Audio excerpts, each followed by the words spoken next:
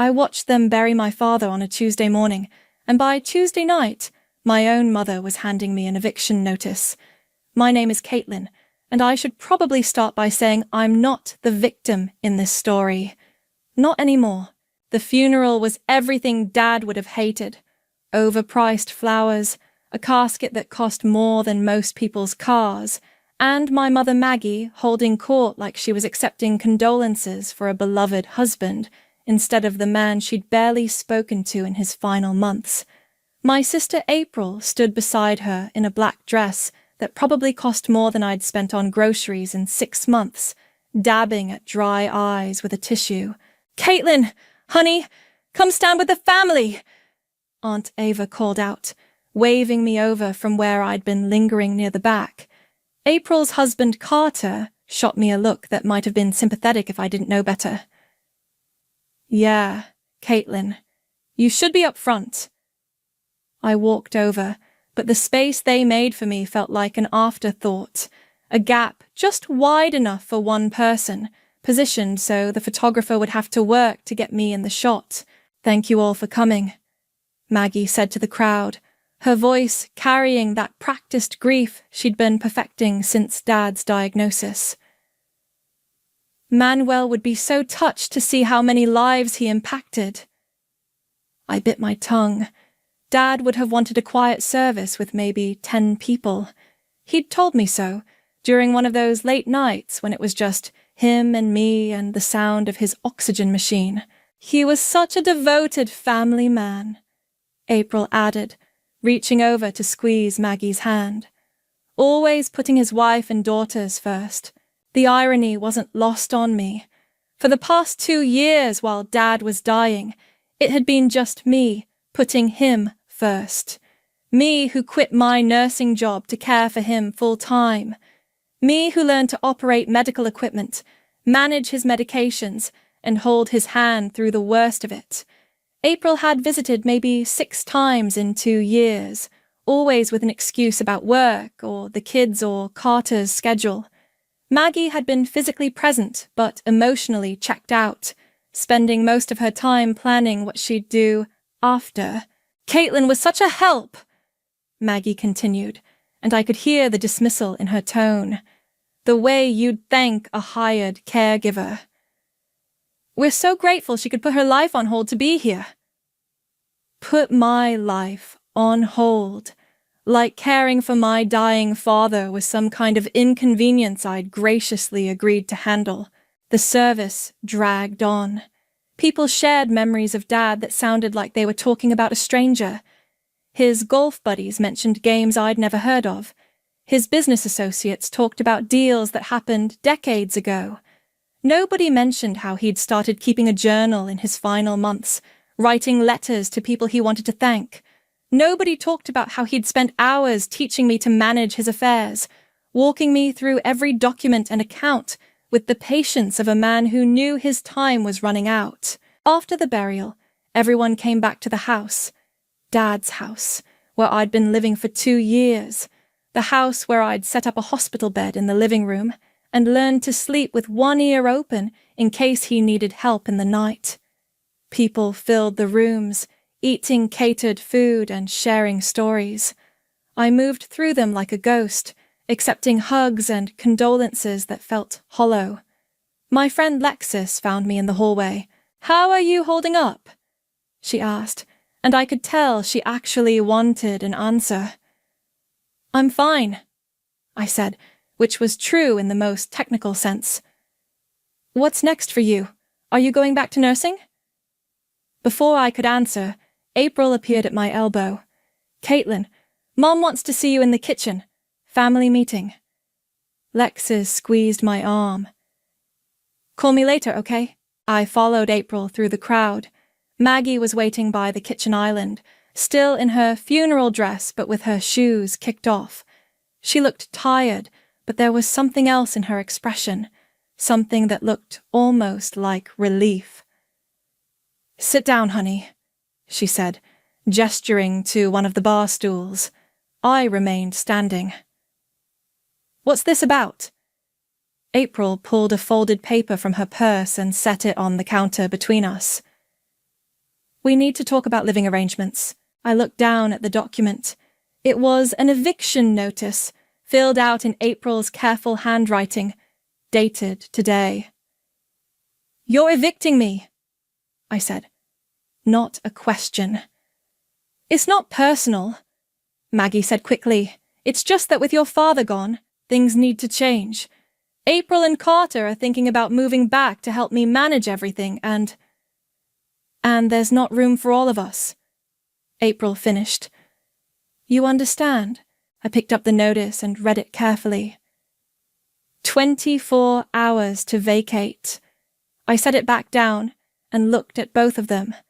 My mother and my sister, standing there in their funeral clothes, telling me I had one day to pack up my life and leave the house where I'd spent 2 years caring for the man they'd barely bothered to visit.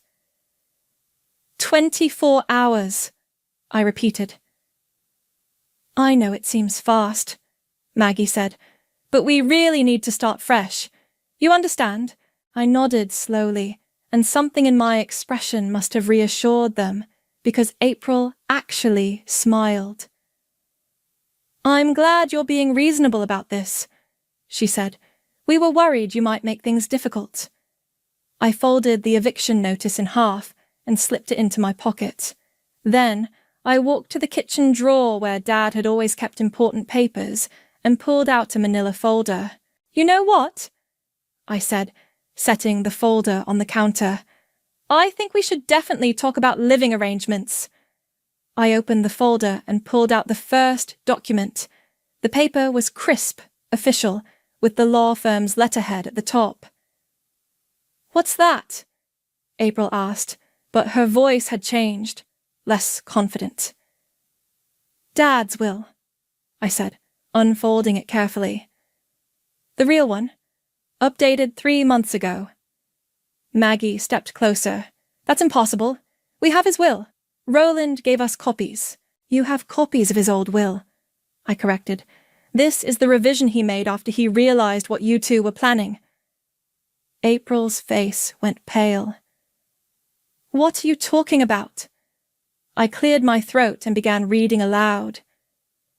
"I, Manuel Valdez, being of sound mind and body, do hereby revoke all previous wills and testaments." I looked up at them. "Should I continue?" "Caitlin, stop playing games!" Maggie snapped. "Your father wouldn't—" "To my daughter Caitlin, who sacrificed her career and personal life to care for me in my final years, I leave the entirety of my estate." I kept reading, my voice steady. "This includes the family home, all bank accounts, investment portfolios, and business interests." The silence stretched between us. April was staring at the document like it might burst into flames. "That's not legal," she said finally. "You can't just— Dad wouldn't cut us out completely." I flipped to the second page. "To my wife, Margaret, and daughter April, who chose to prioritize their own interests during my illness, I leave the sum of $1 each to ensure this will cannot be contested on grounds of oversight." Maggie sank onto one of the bar stools. "He wouldn't do this to us." "Oh, but there's more." I pulled out another document. "See, Dad also transferred ownership of this house to me 6 months ago. It's not even part of the estate anymore. It's already mine." April lunged forward, trying to grab the papers. "Let me see those." I stepped back, holding the documents out of reach. "Careful. These are the originals." "This is insane," April said, her voice rising. "You manipulated him. You isolated him from his family and—" "I isolated him!" I laughed, and it came out sharper than I intended. "April, you visited 6 times in 2 years. 6! I counted." "I was busy. I have a family, responsibilities." "So did I. I had a job, a life, a boyfriend who got tired of coming second to Dad's medical appointments." I set the documents back in the folder. "But I chose to be here, every day, every night. Maggie was shaking her head. There has to be a mistake. Your father loved us. He wouldn't. He loved you, I agreed, but he also saw you, both of you, planning what you'd do with his money while he was still alive, talking about selling the house, liquidating his investments. We never... April started. You did it right in front of him, I continued. You thought because he was sick, he wasn't paying attention, but he heard every conversation about how much the house was worth, every discussion about which of his things you wanted to keep. Carter appeared in the doorway. Everything okay in here? People are starting to leave. Carter, April said, her voice desperate. Tell her this is crazy. Tell her she can't just... Actually, I said, pulling out my phone, I should probably call Roland. He's expecting to hear from me today. Wait, Maggie said quickly. Let's talk about this. We're family. We can work something out. I dialed the number. Roland picked up on the second ring. Caitlin, how did everything go today? Hi, Roland. I'm here with Mom and April. They just served me with an eviction notice. I could hear him sigh. 24 hours? That's right. Well, I suppose it's time then. Are you ready to proceed? I think so. Good. I'll be there within the hour with the documentation. And, Caitlin, the security system is already active. Everything's being recorded. I hung up and looked at my family. Roland's on his way. He's bringing copies of everything for your records. Security system? Carter asked. Dad had cameras installed last month. Motion-activated cloud storage. He wanted to make sure there was a record of everything that happened in his final weeks. I smiled. Funny thing about those cameras, they pick up audio too. April's face had gone from pale to grey. You're bluffing, am I? Want to test that theory? I walked over to the kitchen window and pointed to a small device mounted under the eave. That one has a perfect view of the driveway. Great footage of you and Mom going through Dad's car last week, looking for his spare keys to the safe deposit box. Maggie stood up abruptly. This is ridiculous. We're contesting this, Will. We'll fight it. With what money?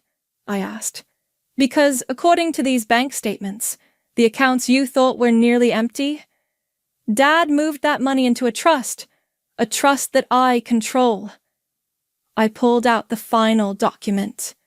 The Caitlin Valdez Trust, established to ensure the care and comfort of Manuel Valdez during his final illness, and to provide for his primary caregiver thereafter. April was staring at me like she'd never seen me before. You planned this. I didn't plan anything. Dad planned this. I just listened when he explained it to me. I closed the folder. So, here's what's going to happen. You have 24 hours to pack your things and leave. Both of you. We live here too, Maggie protested. No, you don't. You live in the guest room of my house, and your invitation has been revoked. Carter cleared his throat. Maybe we should all take a step back. Carter, with all due respect, this doesn't concern you. I looked at April. Unless you want to make it concern him, because I'm pretty sure Dad's cameras caught some interesting conversations between you two about his medication schedule. The colour drained from Carter's face. 24 hours, I repeated. Roland will be here soon to make it official. The next hour was chaos. April paced the kitchen like a caged animal, while Maggie sat at the counter with her head in her hands. Carter had disappeared, probably calling someone, his lawyer, maybe, or April's friends who might know what to do when your sister-in-law suddenly owns everything you thought was yours. This won't hold up in court, April said for the 5th time. Dad wasn't in his right mind. The cancer, the medication. He was lucid until the end, I said calmly. Roland made sure of that. There are medical records, witness statements. Witness statements from who? His doctors, his nurses. Me. I leaned against the counter. Funny thing about hospice care, they document everything. Every conversation, every decision. Dad was very clear about what he wanted. Maggie finally looked up. Caitlin, please, I know you're angry, but this is extreme. We're your family, are we? Because family doesn't plot to sell their dying father's house while he's still breathing. We never said we were selling the house. No, you said you were exploring options. April's exact words to that realtor who came by 3 weeks ago. April stopped pacing. You were listening to our phone calls? I was sitting right there. You just didn't notice me anymore. I pulled out my phone. Want me to play the recording? Dad's security system has excellent audio quality. The front door opened and Roland walked in, carrying a briefcase and looking like he'd rather be anywhere else. Ladies, he said, nodding to each of us. Carter. He'd found Carter in the living room, apparently. Roland, thank God, Maggie said, standing up. Please tell me this is all some kind of mistake. Roland set his briefcase on the counter and opened it. I'm afraid not, Margaret. Manuel was very specific about his intentions. But the will we have was superseded by this revision. Roland pulled out a thick stack of papers. Manuel came to my office 3 months ago with very clear instructions. He wanted to ensure Caitlin was protected and provided for. April crossed her arms. Protected from what? Roland glanced at me, then back at April. From being left homeless and penniless after sacrificing 2 years of her life. She wasn't sacrificing anything, April snapped. She was unemployed anyway. I quit my job, I said quietly. I had a good job at the hospital. Benefits, retirement plan, the works. I gave it up to take care of Dad. That was your choice. Yes, it was, and Dad appreciated it. Roland cleared his throat. Perhaps we should focus on the practical matters. Margaret, April, you'll need to remove your personal belongings within 24 hours. We're not going anywhere, April said. We're contesting this will. That's your right, Roland agreed. But the house transfer happened 6 months ago. That's not part of the estate. Caitlin owns this property outright. Carter reappeared in the doorway. April, we need to talk. Not now, Carter. Yes, now. His voice was firm in a way I'd never heard before. Outside. They stepped onto the back patio, but their voices carried through the glass door. This is insane, April was saying. She can't just kick us out. Actually, she can, Carter replied. I called my brother. He's a real estate attorney. If she owns the house, we'll fight it. With what money? Our savings are tied up in the business, and if what she's saying about the bank accounts is true. Their voices dropped, but I could see April gesturing wildly while Carter shook his head. Roland was organizing papers on the counter. Caitlin, I need you to sign a few things. Transfer documents, account authorizations. I picked up the pen, but Maggie grabbed my wrist. Please, she said, and for the first time her voice broke. Don't do this. I know we haven't been perfect, but we're still your family. I looked down at her hand on my wrist. Her nails were perfectly manicured, her wedding ring sparkling under the kitchen lights, the same hands that had gone through Dad's desk drawers while he slept, looking for financial documents. You're right, I said softly. We are family. That's what makes this so heartbreaking. I gently pulled my wrist free and signed the first document. April and Carter came back inside, just as I was finishing the paperwork. April's eyes were red, but her jaw was set with determination. "Fine," she said. "We'll pack tonight, but this isn't over." "I know," I replied. Roland closed his briefcase. "I'll file these first thing tomorrow morning. Caitlin, call me if you need anything." After he left, the house felt different. Smaller, somehow, with all of us standing there knowing everything had changed. "I need boxes," Maggie said finally. "There are some in the garage," I offered. She nodded and walked away without looking at me. April lingered in the kitchen. "You know what's funny? Dad always said you were too soft, too trusting." She smiled, but it wasn't pleasant. "Guess he was wrong about that." She followed Maggie toward the stairs, leaving me alone in the kitchen where it all started. My phone buzzed. A text from an unknown number. "We need to talk. Tomorrow." C. Carter. What could he possibly want to discuss that couldn't be said in front of April?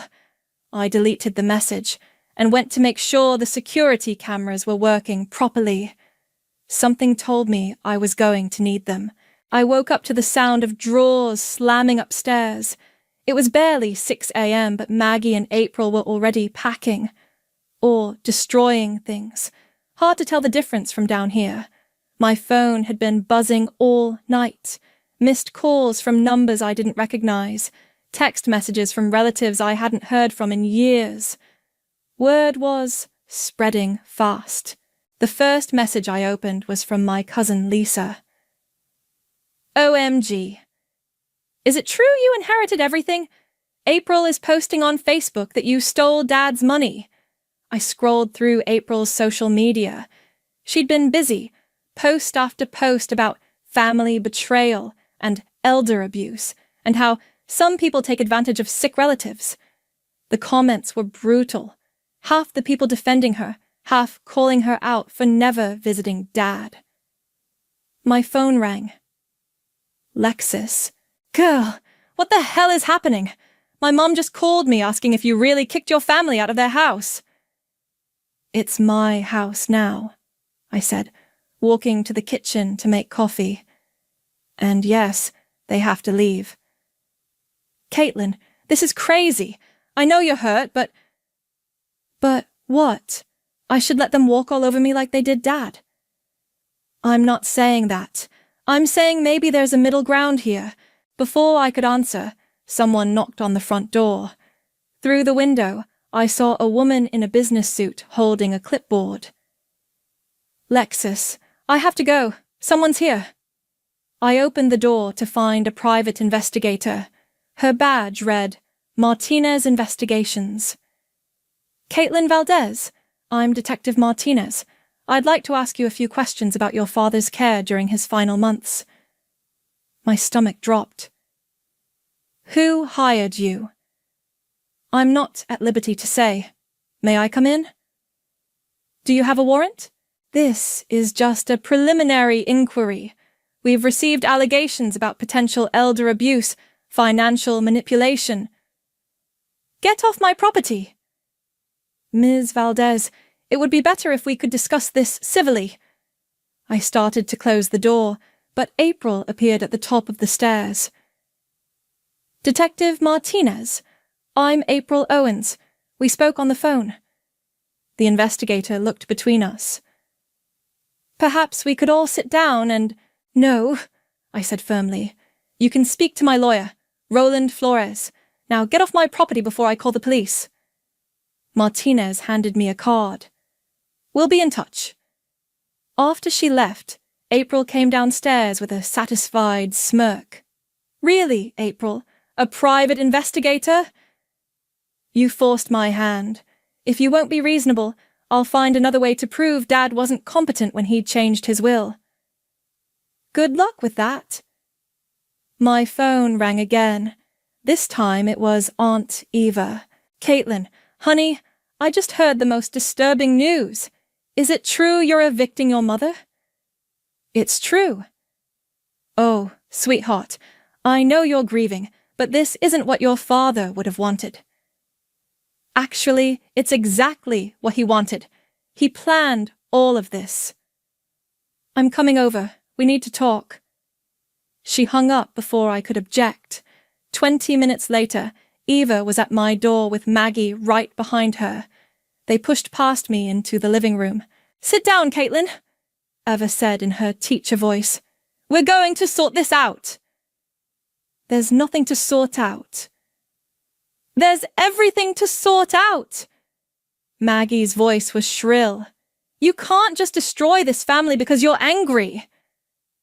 I'm not destroying anything. I'm protecting what Dad built. Eva sat on the couch and patted the cushion next to her. Come here, honey. Let's talk about this rationally. I remained standing. There's nothing irrational about following Dad's wishes. Your father was sick, Caitlin. People make poor decisions when they're dying. They get paranoid, suspicious. He wasn't paranoid. He was observant. April came downstairs carrying a box. She set it down and pulled out her phone. What are you doing? I asked. Documenting everything, for the lawyers. She started recording. This is April Owens, and I'm being illegally evicted from my family home by my sister, who manipulated our dying father into changing his will. Turn that off. It's a free country. I can record whatever I want. I walked over and stood directly in front of her phone. You're recording in my house without permission. That's illegal. It's not your house. Actually, it is. I pulled out my phone and called 911. I need to report trespassing.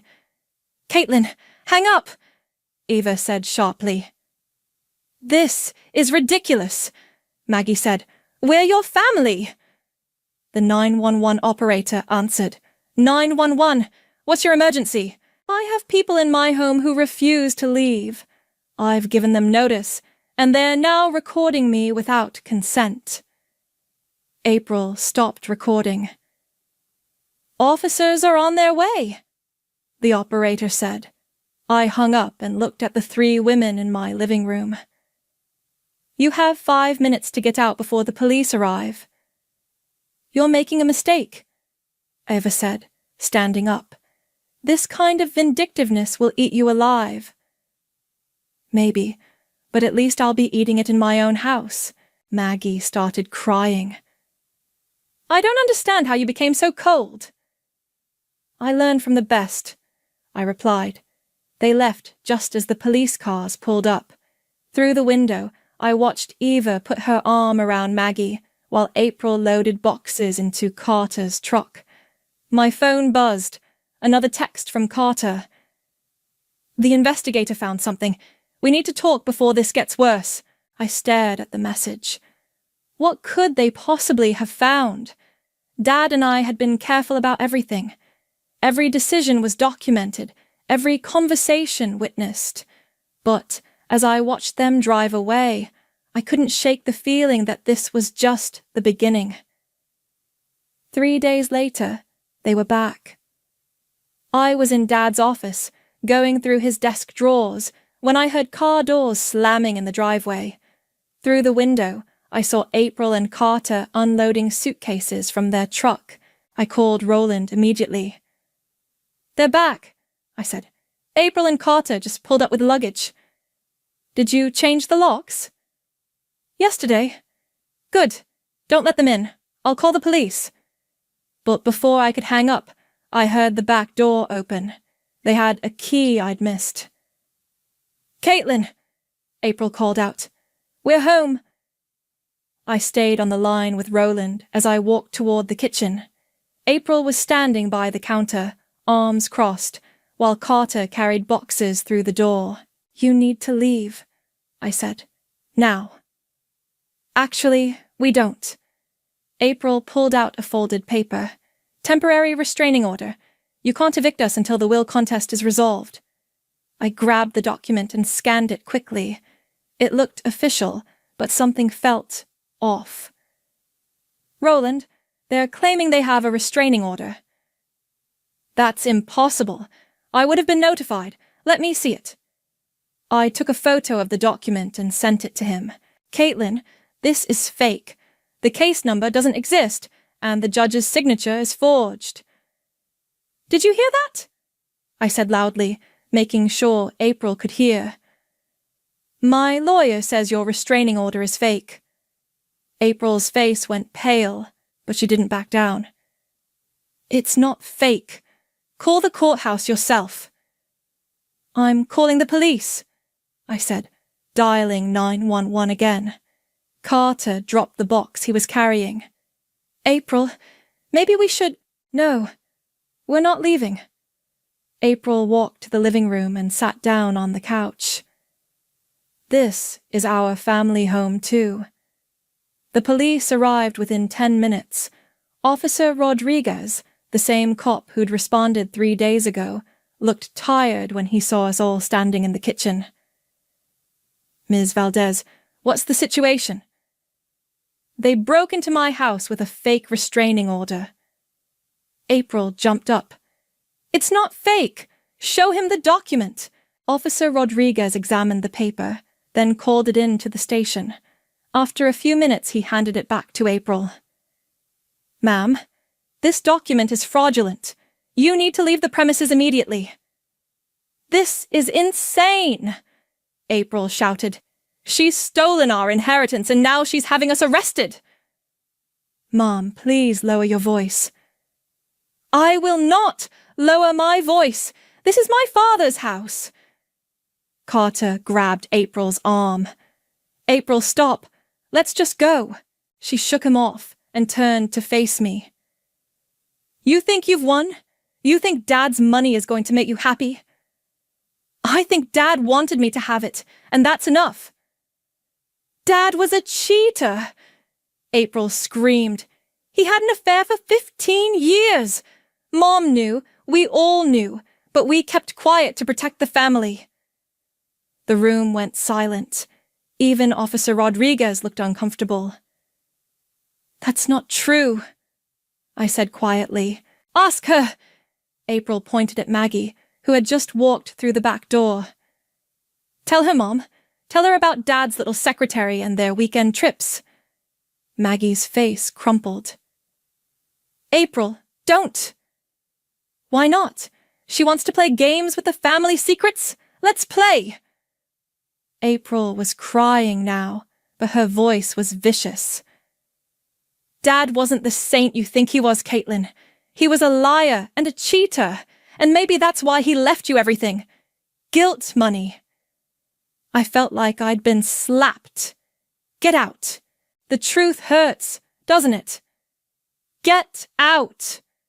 Officer Rodriguez stepped between us. That's enough. Ma'am, you and your husband need to leave now, or I'm arresting you for trespassing and document fraud. Carter was already heading for the door. Come on, April. We're done here. This isn't over, April said, but she followed him out. Maggie lingered in the doorway. Caitlin, Don't, I said. Just don't. After they left, I sat alone in the kitchen, staring at the fake restraining order April had left on the counter. My hands were shaking. Officer Rodriguez cleared his throat. You okay, ma'am? Fine. For what it's worth, family disputes like this, they get ugly. People say things they don't mean.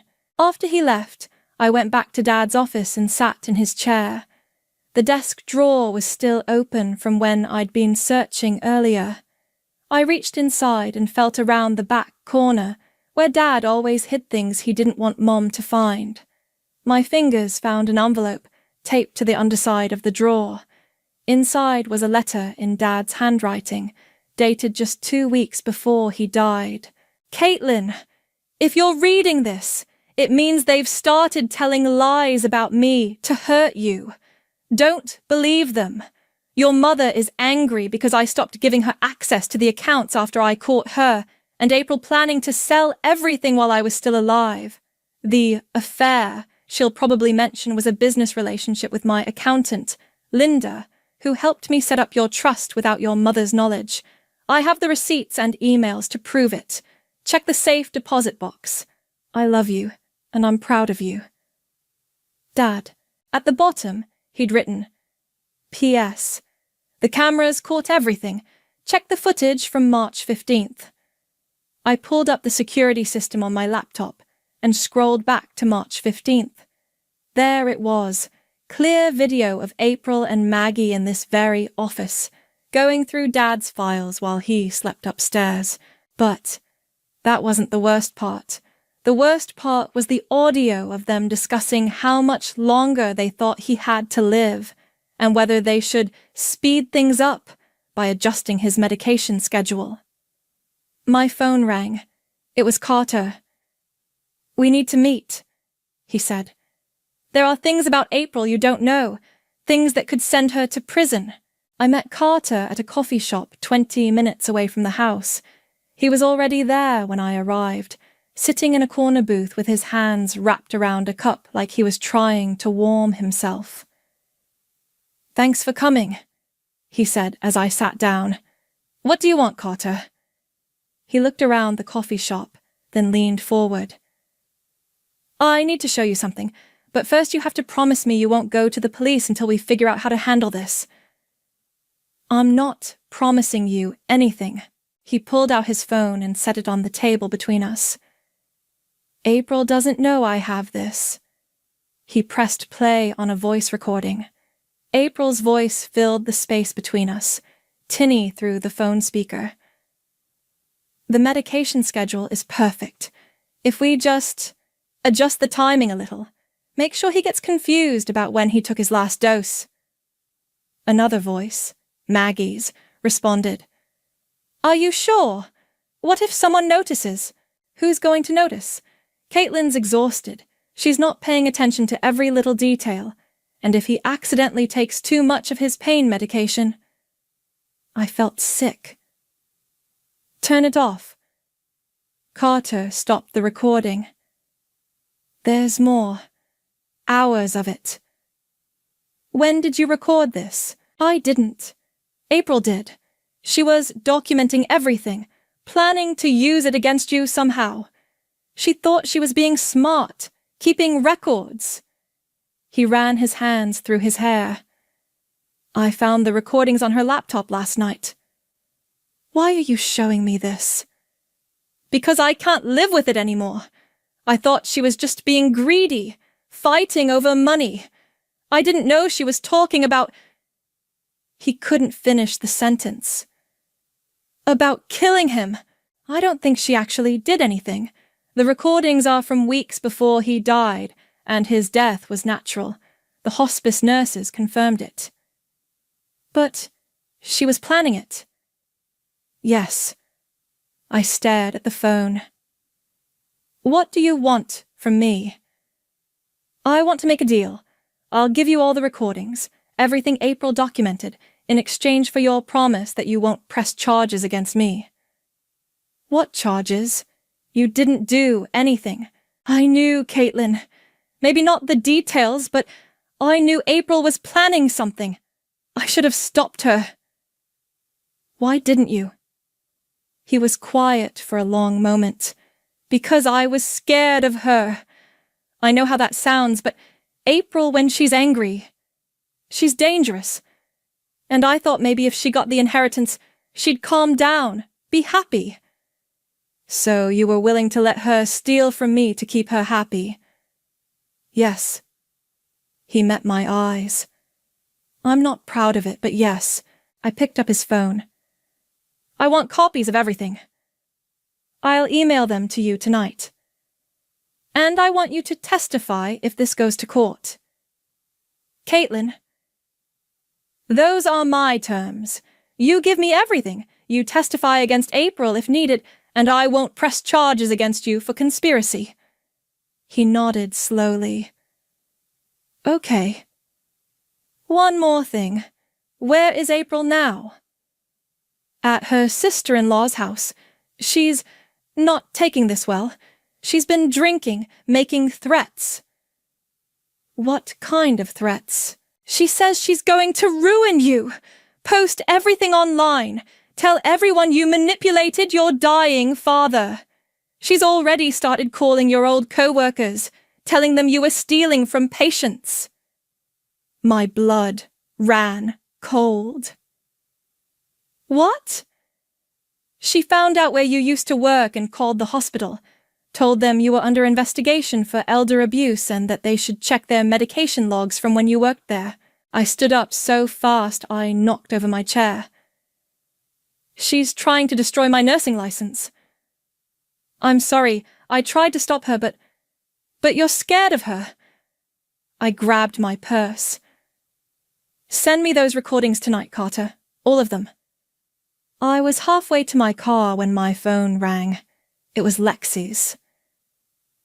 Caitlin, what the hell is going on? I just got a call from someone claiming to be a private investigator, asking about your character. April's trying to destroy my reputation. This is getting out of hand. You need to stop this before it gets worse. I'm not the one who needs to stop anything. I hung up and drove straight to Roland's office. His secretary said he was with a client, but I told her it was an emergency. Caitlin, what's wrong? Roland asked when I burst into his office. April's been planning to kill Dad. I have recordings. The color drained from his face. Sit down. Tell me everything. I explained about Carter, the recordings, April's campaign to destroy my reputation. Roland took notes, asked questions, made phone calls. We need to go to the police, he said finally. What about the will contest? This changes everything. If April was planning to harm your father, her claim to the inheritance becomes criminal conspiracy. The court will throw out her case immediately. And if she's already damaged my nursing license, we'll deal with that too. But first, we need to get these recordings to the authorities. My phone buzzed. A text from an unknown number. You think you're so smart? Wait until everyone knows what you really are. A. I showed Roland the message. She's escalating, he said grimly. We need to move fast. As if on cue, my phone rang. The caller ID showed my old hospital. Ms. Valdez, this is Human Resources at Memorial Hospital. We need to discuss some serious allegations that have been made against you. I'll call you back, I told the HR representative, and hung up. Roland was already on his phone with the police. Yes, we have recordings of conspiracy to commit murder. No, the victim is deceased, but the conspiracy occurred. We'll be there within the hour. While he finished his call, I opened my laptop and checked my email. Carter had sent the files, dozens of audio recordings, screenshots of text messages, and what looked like financial documents. The first recording I opened made my stomach turn. It was April and Maggie discussing Dad's medication schedule in detail, calculating how much morphine would be too much without being obviously suspicious. Roland, you need to hear this. He listened to 30 seconds before stopping the playback. Jesus Christ! How long has this been going on? According to the timestamps, they started planning this 2 months before Dad died. My phone rang again. The hospital. Ms. Valdez, I'm going to need you to come in today. We've received some very serious allegations about patient care during your employment here. What kind of allegations? Medication theft, falsifying records, and inappropriate relationships with terminal patients' families. That's all lies. I can prove it. I hope so, because we've also been contacted by the State Nursing Board. Your license is under investigation. I hung up and looked at Roland. She's trying to destroy everything. We stop this now. Let's go to the police station. 20 minutes later, we were sitting in Detective Williams' office, watching him listen to the recordings with increasing horror. "This is attempted murder," he said finally. "Even if they didn't follow through, conspiracy to commit murder is a felony." "What happens now?" I asked. "We arrest them. Both of them." He stood up. "Do you know where they are?" "April's at her sister-in-law's house. I don't know about my mother. We'll find them. In the meantime, I need you to stay available. You'll probably need to testify." As we left the police station, Roland's phone rang. "It's the courthouse," he said, answering. "Roland Flores. What? When? No, that's impossible." He hung up looking confused. "What's wrong?" "The judge just dismissed April's will contest. Apparently she withdrew her petition this morning." "Why would she do that?" My phone buzzed. A text from April. "Check your email. You win. But you'll pay for this." I opened my email and found a message from April with a single attachment, a bank statement showing a transfer of $50,000 from an account I didn't recognize to my personal checking account, dated yesterday. "Roland, look at this." He studied the screen. "This is fake. Someone's trying to make it look like you bribed April to drop the contest." "She's setting me up." Another email arrived, this one from a local news reporter. "Ms. Valdez, we'd like to interview you about the allegations of elder abuse and bribery in your father's estate case. Can you comment on the $50,000 payment to your sister?" "She sent this to the media," I said, showing Roland. "This is harassment. We're getting a restraining order." But before we could leave for the courthouse, Detective Williams called. "We have a problem. April and Margaret aren't at the address you gave us. The sister-in-law says they left this morning with suitcases." "They're running?" "Looks like it. We've issued warrants, but they had a head start. I drove home feeling like the walls were closing in. April had managed to escape arrest while simultaneously destroying my reputation. My phone hadn't stopped ringing. Reporters, former colleagues, people I hadn't spoken to in years, all wanting to know about the family inheritance scandal. When I pulled into my driveway, there was a news van parked across the street. I parked in the garage and went inside through the back door, but they must have seen me because someone started pounding on the front door immediately. "Ms. Valdez, Channel 7 News. We'd like to get your side of the story." I closed all the blinds and turned off the lights, but they didn't leave. Through the window, I could see the reporter doing a live broadcast from my front yard. My phone rang. Carter. "Caitlin, I'm sorry. I tried to stop her, but she found out I gave you the recordings. Where is she?" "I don't know. She took money from our joint account and disappeared, but she left something for you." "What?" "A package. She made me promise to deliver it if anything happened to her." "Bring it over." "I can't. There are news vans everywhere. Can you meet me?" An hour later, I snuck out the back door and walked 3 blocks to meet Carter at a gas station. He handed me a manila envelope. "She said to tell you this was Dad's real secret. The one thing he never told you." Inside the envelope was a birth certificate. My birth certificate. But the father's name wasn't Manuel Valdez. It was someone named David Morrison. At the bottom, April had written a note.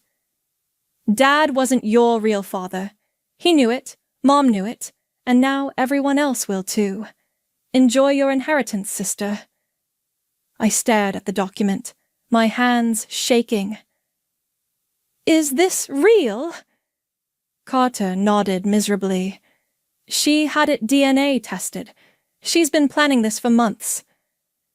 "So everything Dad left me, legally, it doesn't matter. He adopted you when you were 2.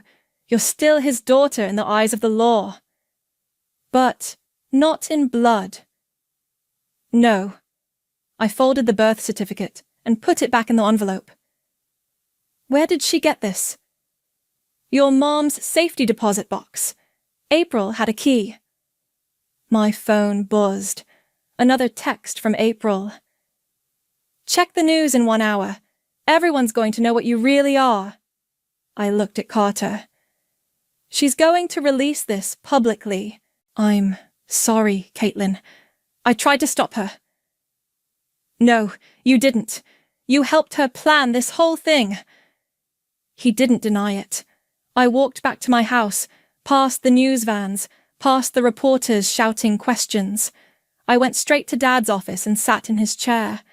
In 1 hour, the whole world would know that I wasn't really Manuel Valdez's daughter, that everything I'd inherited, everything I'd fought for, was built on a lie. But as I sat there, surrounded by Dad's things, I realized something April hadn't counted on. I didn't care. I called a press conference. Not because I had to, but because I wanted to. I set it up in Dad's living room, opened the front door, and invited every reporter who'd been camping on my lawn to come inside. Thank you all for coming, I said, standing in front of the fireplace where Dad's ashes sat in their urn. I understand there are questions about my family situation, so let's clear everything up. The reporters crowded into the room with their cameras and microphones. I could see neighbors gathering on the sidewalk outside. First, yes, it's true that my biological father is not Manuel Valdez. I learned this information yesterday, at the same time you did. I held up the birth certificate. My sister April discovered this and chose to make it public as revenge for losing our father's inheritance. A reporter raised her hand. Do you feel your inheritance is illegitimate? No. Manuel Valdez adopted me when I was 2 years old. He raised me, loved me, and chose to leave me his estate. Biology doesn't change that. What about the allegations of elder abuse? I have recordings that prove my sister and mother were planning to overdose my father with his pain medication to speed up his death. These recordings have been turned over to police. I nodded to Detective Williams, who was standing in the back of the room. Warrants have been issued for their arrest. The room erupted with questions, but I held up my hand. There's more. The private investigator my sister hired, the fake restraining order, the attempts to destroy my nursing license, all of this is documented. My sister has been running a campaign of harassment and fraud. My phone rang. I looked at the caller ID and smiled. Excuse me, I said to the reporters. I need to take this call. It was Roland. Caitlin, they found them. April and Margaret were arrested at the airport trying to board a flight to Mexico. Thank you, I said loudly enough for the microphones to pick up. That was my lawyer. My sister and mother have just been arrested. The reporters started shouting questions again, but I wasn't done. I want to read something, I said, pulling out Dad's letter. This is from my father, written 2 weeks before he died. I read the entire letter aloud, including his explanation about the fake affair and his pride in me. When I finished, the room was quiet. My father knew his wife and daughter were planning to steal from him. He knew they were discussing ways to kill him, and he protected me the only way he could, by making sure I inherited everything they were trying to take. A reporter from Channel 7 stepped forward. What do you say to people who think this whole situation is about greed? I say they're right. It is about greed. My sister's greed. My mother's greed. I looked directly into the camera. I gave up 2 years of my life to care for a dying man. I lost my job, my savings, my relationship. I did it because I loved him, not because I expected anything in return." "But you did get something in return," another reporter said. "A substantial inheritance." "Yes, I did, and I'm keeping it." I smiled. Every penny. The press conference lasted another hour. When the last reporter left, I sat alone in the living room, looking at the chaos they'd left behind. Overturned furniture, coffee stains on the carpet, muddy footprints everywhere. Lexi's knocked on the door. "Can I come in?" "It's unlocked." She stepped inside and looked around. "Well, that was something." "Did you watch it?" "Everyone watched it. It's already trending on social media." She sat down next to me. "How do you feel?" "Tired." "Are you okay with everyone knowing about your biological father?" I shrugged. Manuel was my real father. The man who donated sperm 32 years ago was just a stranger. What happens now? Now I clean up this mess and figure out what to do with the rest of my life. And April and your mom? They'll go to prison. Conspiracy to commit murder, fraud, harassment. Roland says they're looking at serious time. Lexis was quiet for a moment. "Do you feel bad about it?" "No." I looked at Dad's urn on the mantel. They made their choices.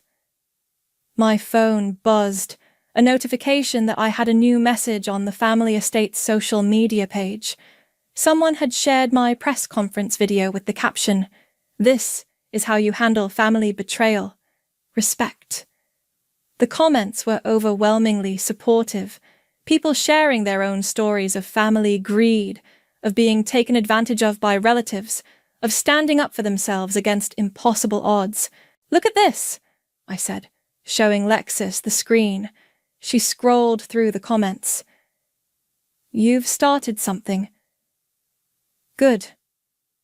That evening, after Lexis left and the house was quiet, I sat in Dad's office and opened my laptop. I started typing, "My name is Caitlin, and I want to tell you about the day I inherited everything and lost my family. Some of you might think I'm the villain in this story. Others might think I'm the hero. The truth is, I'm neither. I'm just someone who refused to be a victim." I wrote for hours, telling the whole story from the beginning. The funeral, the eviction notice, the will, the recordings, everything.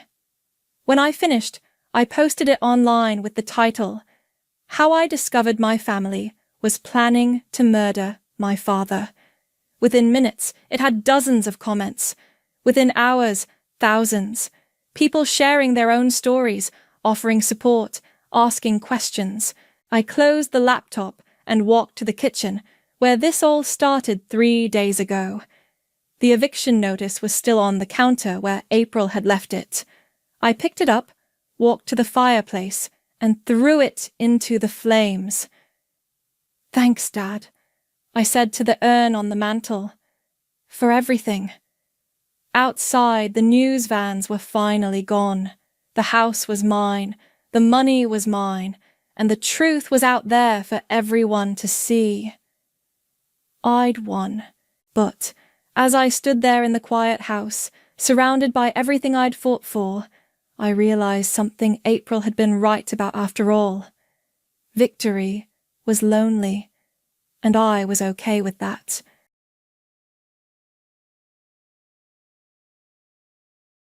It was our wedding anniversary, and my husband, daughter, and I were gathered around the table, savoring a delicious meal together. After we finished eating, my husband stood up with a small, excited smile. "I picked up a special wine for tonight," he said, his voice warm with anticipation. "Hope you'll enjoy it." "Oh, that's so thoughtful of you," I responded, smiling back. "Let me open it. Is the wine opener in the kitchen?" He got up and headed toward the kitchen, his actions almost rehearsed. Moments later, he returned with a glass of wine, handing it to me with a flourish. "Here you go. Give it a try." "Thank you," I said, raising the glass. Cheers to us. As soon as I took a sip of the wine, I choked and gasped for air. I can't breathe, I cried out, collapsing to the floor and clutching my throat. Our 7-year-old daughter, witnessing the panic, burst into tears. Daddy, something's wrong with Mommy. We need to call an ambulance, she shouted, her voice trembling with fear. My husband, however, remained eerily silent and unmoved, merely watching me in distress. Our daughter clung to my clothes, sobbing uncontrollably. Once my movements had ceased, he coldly pushed her aside and, without a word, walked out of the house. As soon as the front door clicked shut, I quickly sat up, reflecting on the reality of my situation. My name is Mary, I'm 34 years old, and I've been married. I'm a composer with a bit of a name, known for providing songs to singers and groups. One of my earlier tracks became a theme song for a TV series, and the royalties have afforded me a comfortable lifestyle. I met my husband, Kenny, at a friend's wedding after party. He was in sales for a liquor company and enjoyed drinking as much as I did. Our mutual love for alcohol brought us together. Kenny, with his knack for recklessness and lack of foresight, was once charming in his spontaneity. We began dating, started going out for drinks on weekends, and eventually got married a few years later. Soon after, we were blessed with a daughter named Holly, completing our family of 3. After we got married, I quickly noticed that Kenny wasn't very involved with household chores or childcare. Even with Holly's arrival, he continued his carefree lifestyle, seemingly oblivious to the demands of my busy life. One evening, as Holly cried loudly in her crib, Kenny called out from the kitchen. "Hey Mary, Holly's crying. I'm cooking. Can you take care of her?" I replied, "It's a hassle. She might be more comfortable with you." Kenny avoided taking responsibility with excuses, remaining fixated on his phone. With a resigned sigh, I turned off the stove and went to tend to Holly. "Kenny, I asked this many times, but can you please help more around the house and with Holly? Managing everything on my own is overwhelming." "Why should I? I'm already balancing work and household chores. Holly is our child, not just mine." Kenny's response was a wry smile. "Why not just hire a housekeeper or babysitter?" "That's not the issue," I said, frustrated. "I don't want to spend recklessly, especially with Holly's future in mind. We agreed to maintain a middle-class lifestyle, didn't we?" "Did we?" he retorted, clearly uninterested in the discussion. "Anyway, I'm always exhausted from work. You handle the house and everything." Despite numerous attempts to have a proper conversation, I never received a satisfactory response. Eventually, I had no choice but to manage both household chores and care for Holly on my own. As the years passed, Holly grew quickly, and before we knew it, she was 5 years old and about to start elementary school. To celebrate this milestone, my in-laws planned a dinner party. Their home is about an hour's drive away, and we've always enjoyed a good relationship with them. My father-in-law is a strict man who values honesty but has always been kind to me, while my mother-in-law is relaxed and charming. At the dinner table, Holly proudly displayed her new backpack and lunch bag. "Thank you, Grandpa and Grandma," she said, beaming. My in-laws watched with joy, clearly delighted by her excitement. "Mary, Holly's growth is a testament to your hard work," my father-in-law said as he poured me a drink, causing me to blush slightly. "Holly's such a good girl. She helps me out a lot," I replied, smiling. "Well, she's my daughter," Kenny said with pride, and I chose to let it pass without comment. "I heard you're working on the theme song for the next movie, Mary," my mother-in-law added. "Yes, the song is ready. The movie is scheduled for release next month," I confirmed. "Kenny, you have a wonderful wife. You must be very proud," my father-in-law remarked. However, Kenny's expression remained unchanged, and he didn't seem particularly pleased. "But she earns so much, yet I don't get to enjoy any of the luxuries that come with it," Kenny said, surprising both my in-laws and me. "What?" we all exclaimed, taken aback by his comment. Kenny continued, "People call her a prominent composer, so I expected a better lifestyle. She never gives me any pocket money and refuses to enhance our quality of life. She's stubborn and stingy." "Hold on, Kenny," my mother-in-law interjected. "You both live in a beautiful apartment. Didn't Mary buy that?"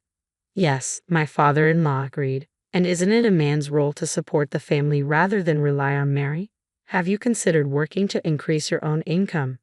Yeah, got it," Kenny grumbled, and that was the end of the conversation. I felt a mix of irritation towards him and gratitude for my in-laws' support. Soon after, Kenny started coming home late, claiming it was due to work. At first, I wasn't too concerned, given that his sales job often required overtime. But then, he began spending even his days off away from home and was always glued to his phone when he was there. His interactions with Holly and me grew increasingly distant. One Sunday, Holly had planned a special outing with Kenny. She gently shook him awake. "Dad, it's already 9 o'clock. Remember, today was supposed to be our outing day." At Holly's words, Kenny suddenly sat up and without saying a word roughly pushed her aside. Holly, taken aback and with tears welling up in her eyes, stumbled back. "What's going on?" I demanded, gathering Holly in my arms and raising my voice. Kenny, now fully awake, looked clearly irritated. "I have other things to do today," he snapped. "I needed to sleep a bit longer. Did you forget your promise to Holly? And how could you push our daughter like that?" I demanded, my frustration clear. "Be quiet. You're both in the way. Get out of the bedroom now," Kenny shouted, forcefully ushering Holly and me out before getting ready with meticulous care and leaving the house. His behavior was completely unforgivable, especially towards Holly. As I comforted Holly, my doubts about Kenny deepened.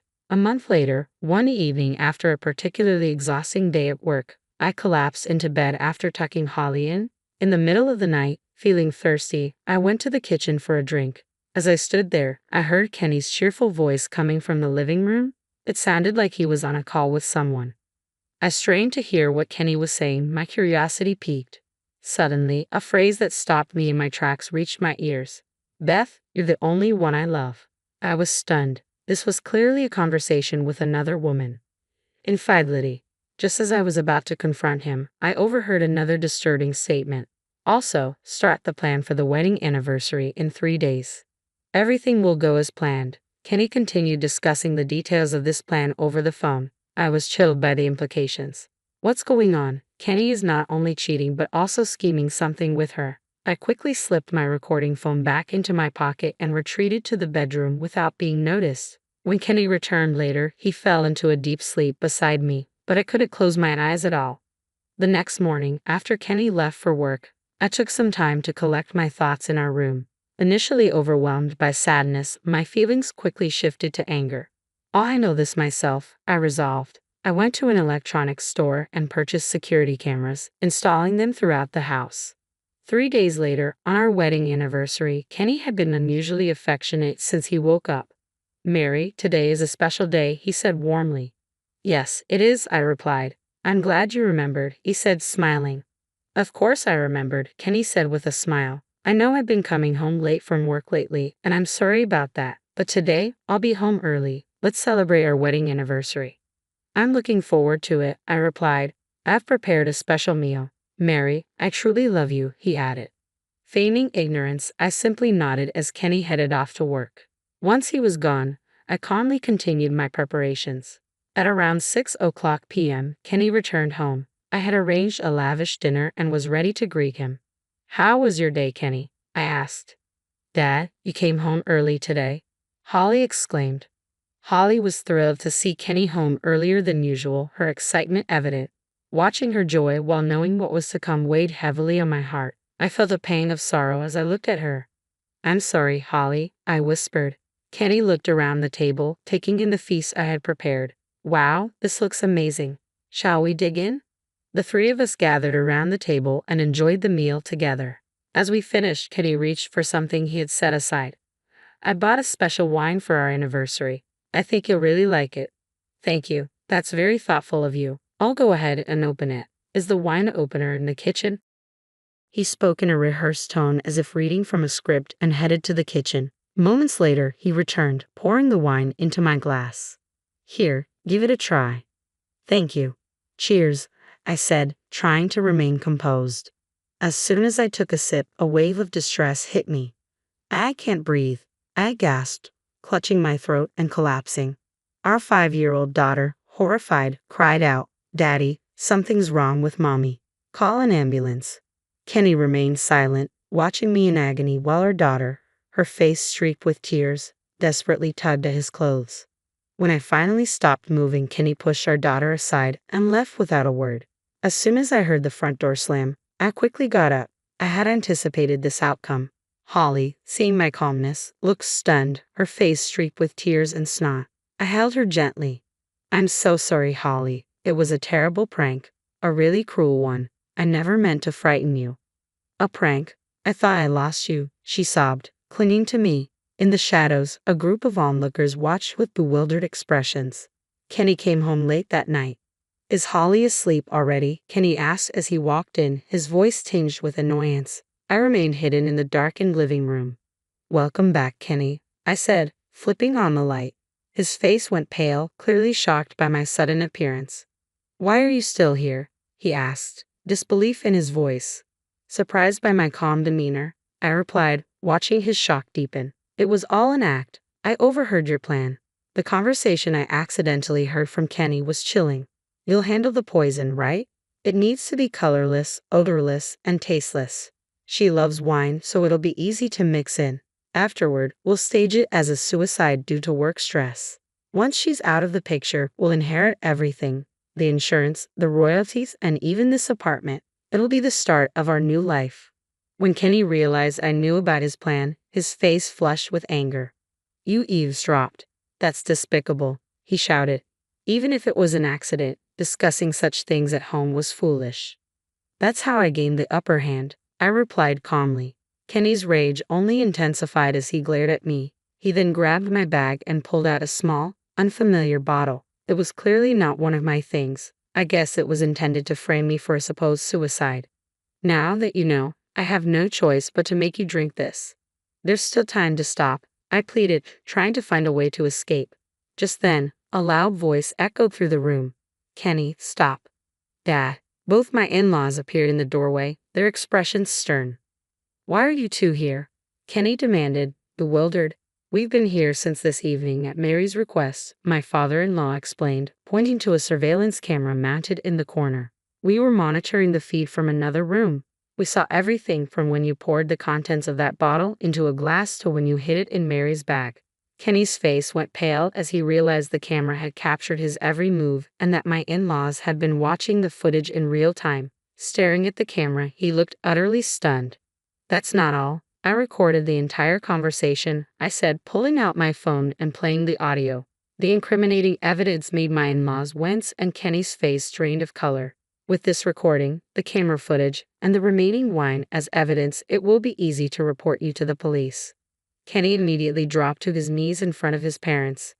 Dad, Mom, please help me. I don't want to be labeled a criminal. You don't want your son to be arrested, do you?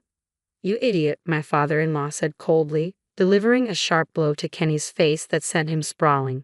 My mother-in-law looked on with clear disdain. It's not just what you did to Mary. You didn't even consider Holly, my father-in-law said, his voice full of condemnation.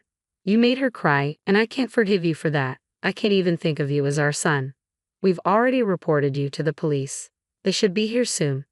Accept your fate, my father-in-law added. Seeing that he was abandoned, a tearful Kenny stumbled toward me. Don't come any closer, I said firmly. Mary, please forgive me, Kenny pleaded. If you don't press charges, I won't be arrested. I only love you. Let's start over as a family with Holly. Do you really expect me to believe that after everything you've done, after trying to take my life? There's no way I can ever forgive you. I'm so sorry. Please help me. You and your mistress both, Kenny begged. I will never forgive you. Accept your punishment. Before he could say more, the sound of approaching police sirens grew louder. After the incident, Kenny and his mistress were convicted in court and sentenced to prison. Kenny and I finalized our divorce through our lawyers.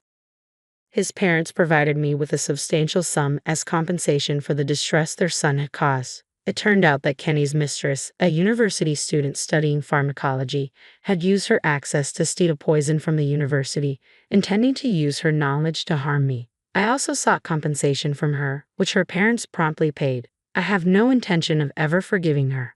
While Kenny is serving his prison sentence, neither I nor his parents have visited him. They've made it clear they'll support him once he's released on parole, arranging for him to settle and work far from here. I sincerely hope Kenny never crosses paths with me or our daughter, Holly, again. Holly and I have moved to a quiet, peaceful place. I told her, your dad is working far away now. When she replied, he doesn't have to come back, I couldn't help but smile, though it was tinged with bitterness. From now on, I'm focused on leading a calm and positive life, cherishing the future we're building together.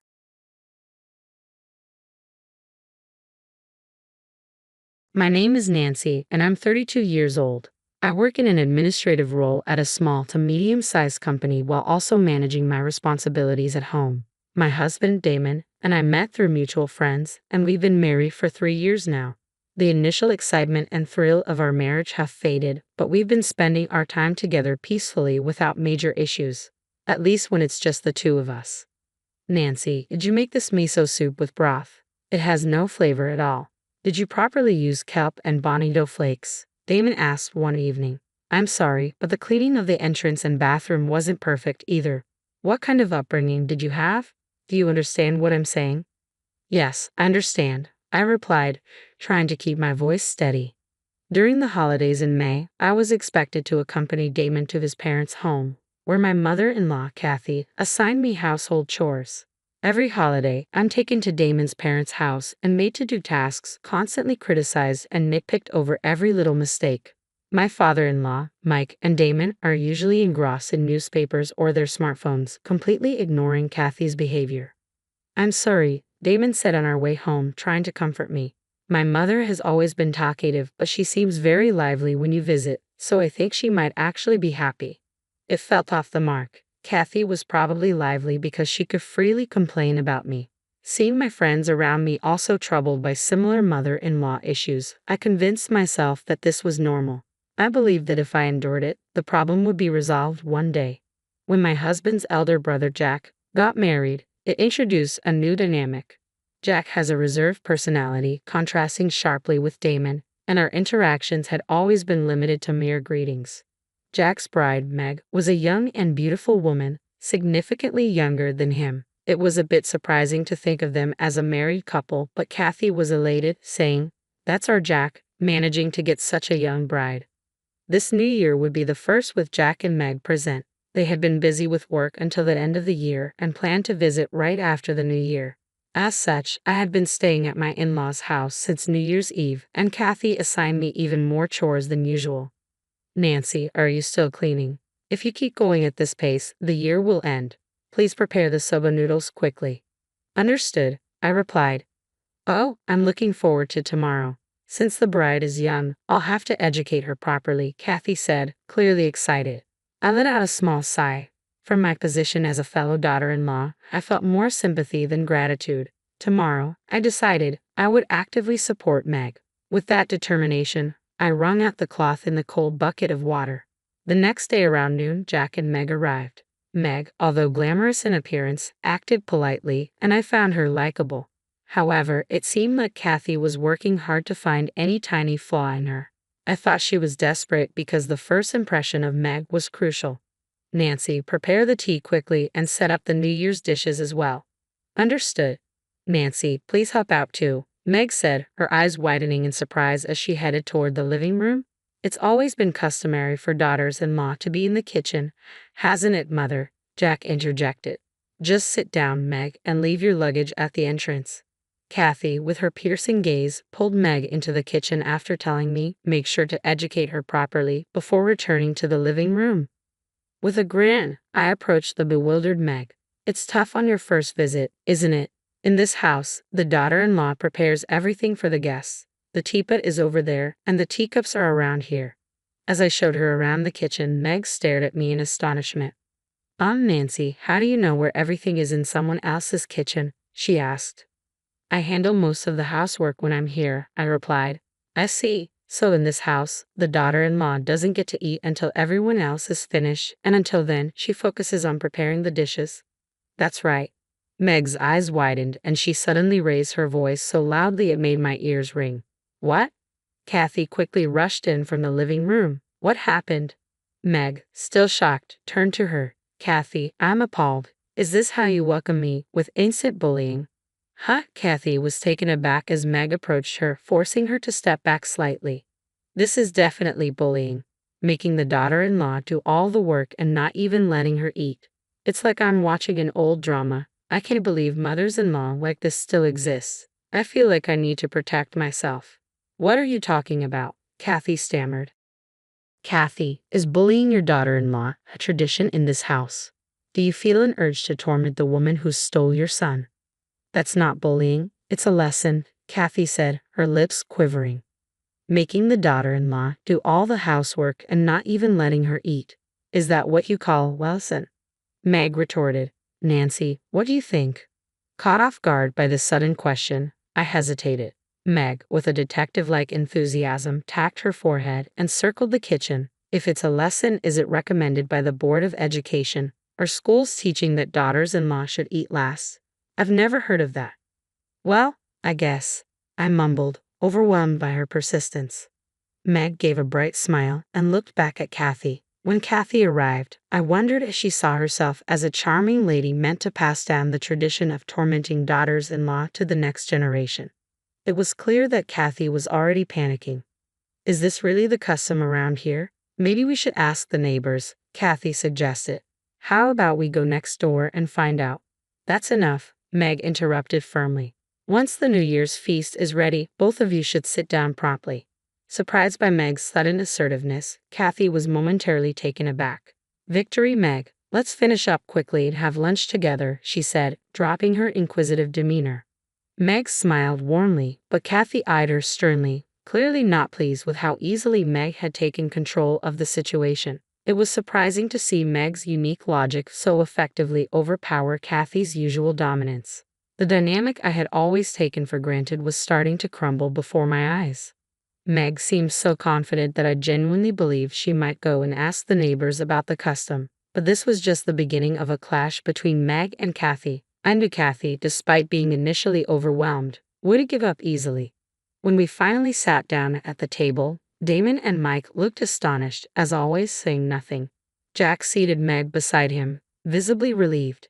Kathy, having recovered from the earlier incident, was now keenly observing Meg, waiting for her to slip up. Despite the tension, Meg remained calm. This is delicious. Did you make all of this, Nancy? She asked. Yes, I did, I replied. I absolutely love your stew and steak, Meg complimented with genuine enthusiasm. I would crave these dishes all year round, Meg said, her youthful charm warming my heart and making me smile, something rare in my in-laws' house. As we ate, Meg reached for the soy sauce, only to find the bottle empty. It seems we're out of soy sauce. I'll go get it, she said. Thank you, Jack, she added with a smile as he got up to fetch it. Kathy, unable to resist, made a pointed comment. Making your husband do such tasks reveals a lot about your upbringing. Meg, surprised by Kathy's remark, quickly responded in a way that caught her off guard. A phrase like that reveals a lot about your upbringing too, she replied. Kathy gasped at Meg's retort. I've never heard of such a phrase before. It's surprising that people still use expressions like that in the 21st century. What do you think, Jack? Meg turned to him, mimicking a news anchor. Jack chuckled and said, It feels like something from history. Maybe it should be reported for its academic value. Kathy's eyes widened in disbelief. Setting the joke aside, Jack then said seriously, This is my home. It's natural for me to help out. Making Meg do everything is such an outdated way of thinking. Outdated, the word left Kathy speechless once again. The atmosphere felt different from when it was just Kathy and me. Damon and Mike stood there awkwardly, unsure of what to do, while Jack and Meg happily enjoyed the New Year's dishes and sashimi. Watching them, a different emotion began to well up inside me. After lunch, as I was relaxing in the Japanese-style guest room following the cleanup, Kathy slid open the door with a scowl on her face. Nancy, what about babies? She asked. This was a topic she always brought up. It seemed she targeted me at this moment to avoid confronting Meg. Somehow, the situation felt almost comical, and the usual discomfort I felt began to fade. I felt a slight relief, though not completely at ease. Have you consulted a doctor? Kathy pressed. Yes, I have, I replied. The doctor said there's no problem on my end. Then what's the issue? You're not suggesting the problem lies with my son, are you? Normally, I would have ended the conversation there, but today was different. I've been thinking that Damon should also get tested, I said, straightforwardly voicing what I had kept to myself for so long. Kathy, used to my usual compliance, was stunned, momentarily frozen as her face paled. How foolish can you be, Nancy? Testing my son? There's no way he could have a problem. Understand this, if a child isn't conceived, it's the wife's fault. So if there's no issue with you, conception should be easy. How dare you blame your husband for your own inadequacies? How shameless. Excuse me. If you're childless for 3 years, you should leave. What's the point of having a barren woman as a wife? Kathy spat out the words, her voice dripping with disdain. Just then, Meg appeared behind Kathy, who let out a startled, croaky shriek of surprise. I was startled too, but I was glad Meg was there. Her presence was a welcome relief, a reminder that I didn't have to conform to the strange norms of my in-laws. She had always told me that there was no need to follow bizarre rules, especially when they weren't normal.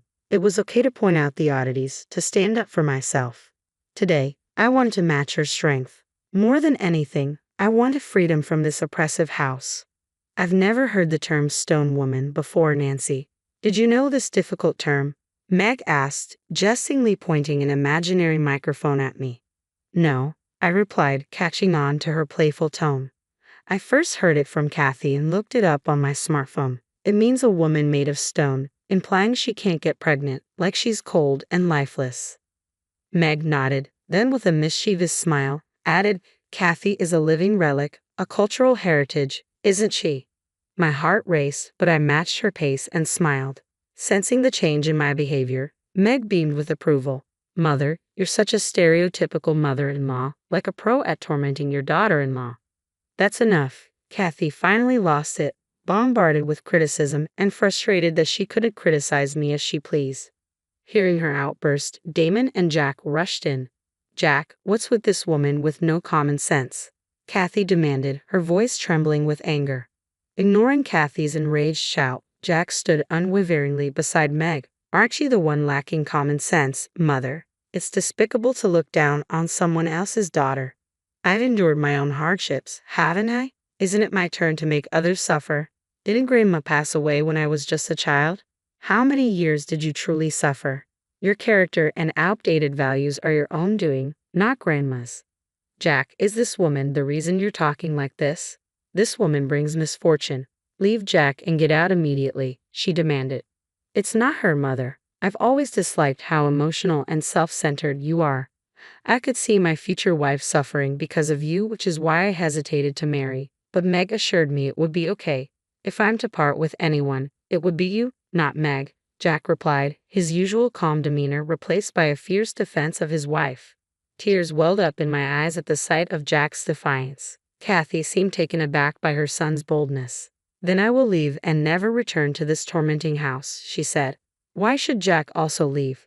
You should stay here. You're my child, Kathy protested.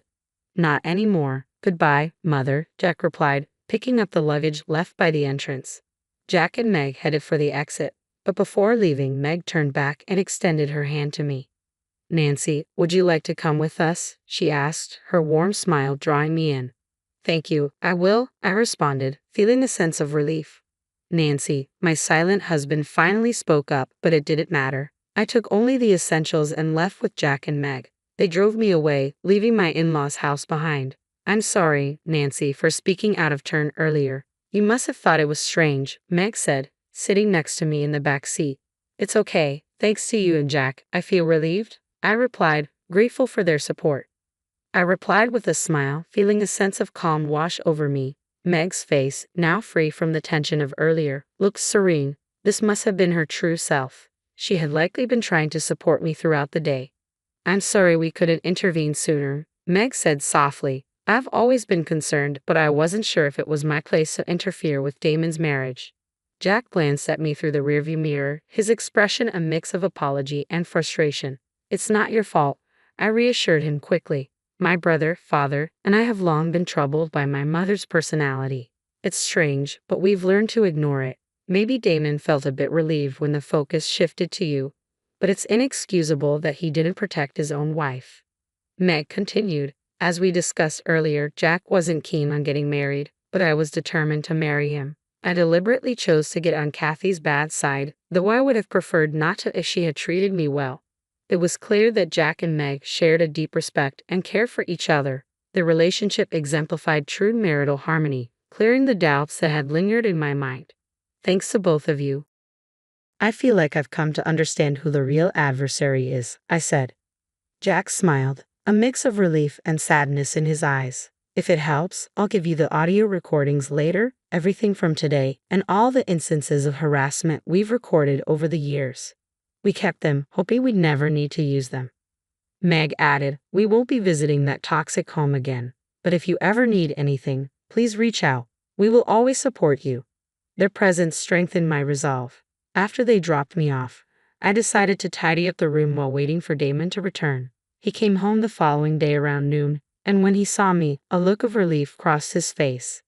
I'm back, he said, looking weary. Last night was tough. Mom was really angry. I see, I replied calmly.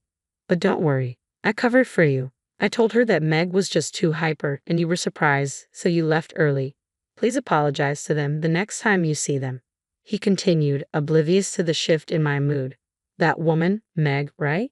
Jack sure picked a strange one. Does she not have any common sense? I'm really glad I chose you. A wife's worth isn't just about age, you know.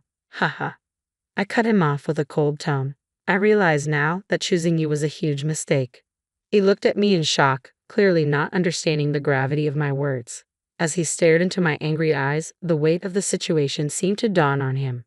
I thought I might forgive you if you changed after seeing Jack and Meg. I said, but you're no different from your mother. I'm so disappointed. What do you mean? Haven't we been doing fine? He asked, bewildered. That's because I've been enduring it all alone, I said. You've used me as a shield. No, as a sacrifice to escape from your mother. Just like your father, who acts like he's invisible, you did the same thing. Sacrifice. I didn't mean it like that, he stammered, sweat forming on his forehead in the cold room where the heater seemed ineffective. He looked completely frazzled and pitiable. I mistakenly believed you were on my side because you always covered for me, I said. But after seeing Jack, I realized that if you truly cared for me, you wouldn't have taken me to such a distressing place. And even if you did, shouldn't a husband protect his wife? He started to protest. I felt Kathy's harassment was severe, but now I see clearly. My real enemy was you all along. I came to this realization thanks to Jack and Meg. But Nancy, he pleaded, it's over. Even Kathy said there's no point in me being there. Let's do as she says. I've downloaded a divorce form from the website. Here. I picked up my packed luggage and headed for the door. While you were gone for the night, I already sent the larger luggage via delivery service. Wait, Nancy, goodbye, he called out, but I paid no heed to his pitiful cries as I left. I confidently walked out of the house I had called home for so long. With the New Year holidays behind me, I immediately sought the assistance of a divorce lawyer. Determined never to return to that place, I entrusted all the legal matters to a seasoned attorney. Kathy and Damon were clearly taken aback by the lawyer I had engaged. Thanks to the recorded evidence provided by Jack, the divorce proceedings unfolded smoothly. Kathy, still bitter, said, I'll find a better, more fertile wife for you. My lawyer reassured me, saying, she probably views a wife merely as a tool for the husband's family. 5 years later, as I watched Jessica play, I marveled at how far I had come. Jessica, it's mealtime. Use your spoon properly and remember to blow on it, I instructed gently. Katie, Meg's kind and gentle 3-year-old daughter, was playing nearby, demonstrating her affection for Jessica. Despite having no blood relation, Katie and Jessica were as close as family. 3 years after the divorce, I had remarried and soon welcomed our daughter Jessica, proving I was not infertile. My new husband and his parents are warm-hearted and considerate, not only cherishing Jessica but also deeply caring for me as their daughter-in-law. Meg, true to her promise, supported me immensely during the divorce. Our bond, which began during the divorce, evolved into a deep friendship akin to that of sisters. Damon, on the other hand, has remarried once but faced another divorce soon after. Rumors of this troubled past have cast his home in a negative light, earning it the nickname Damon's House.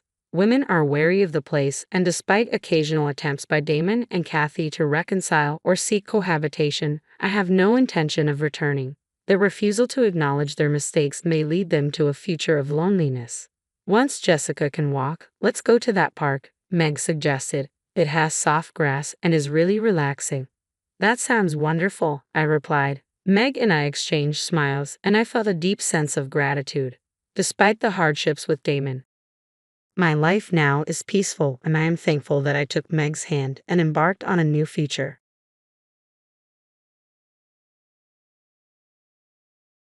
What do you think of Mom, Helen? I asked, unsure of how to phrase the question.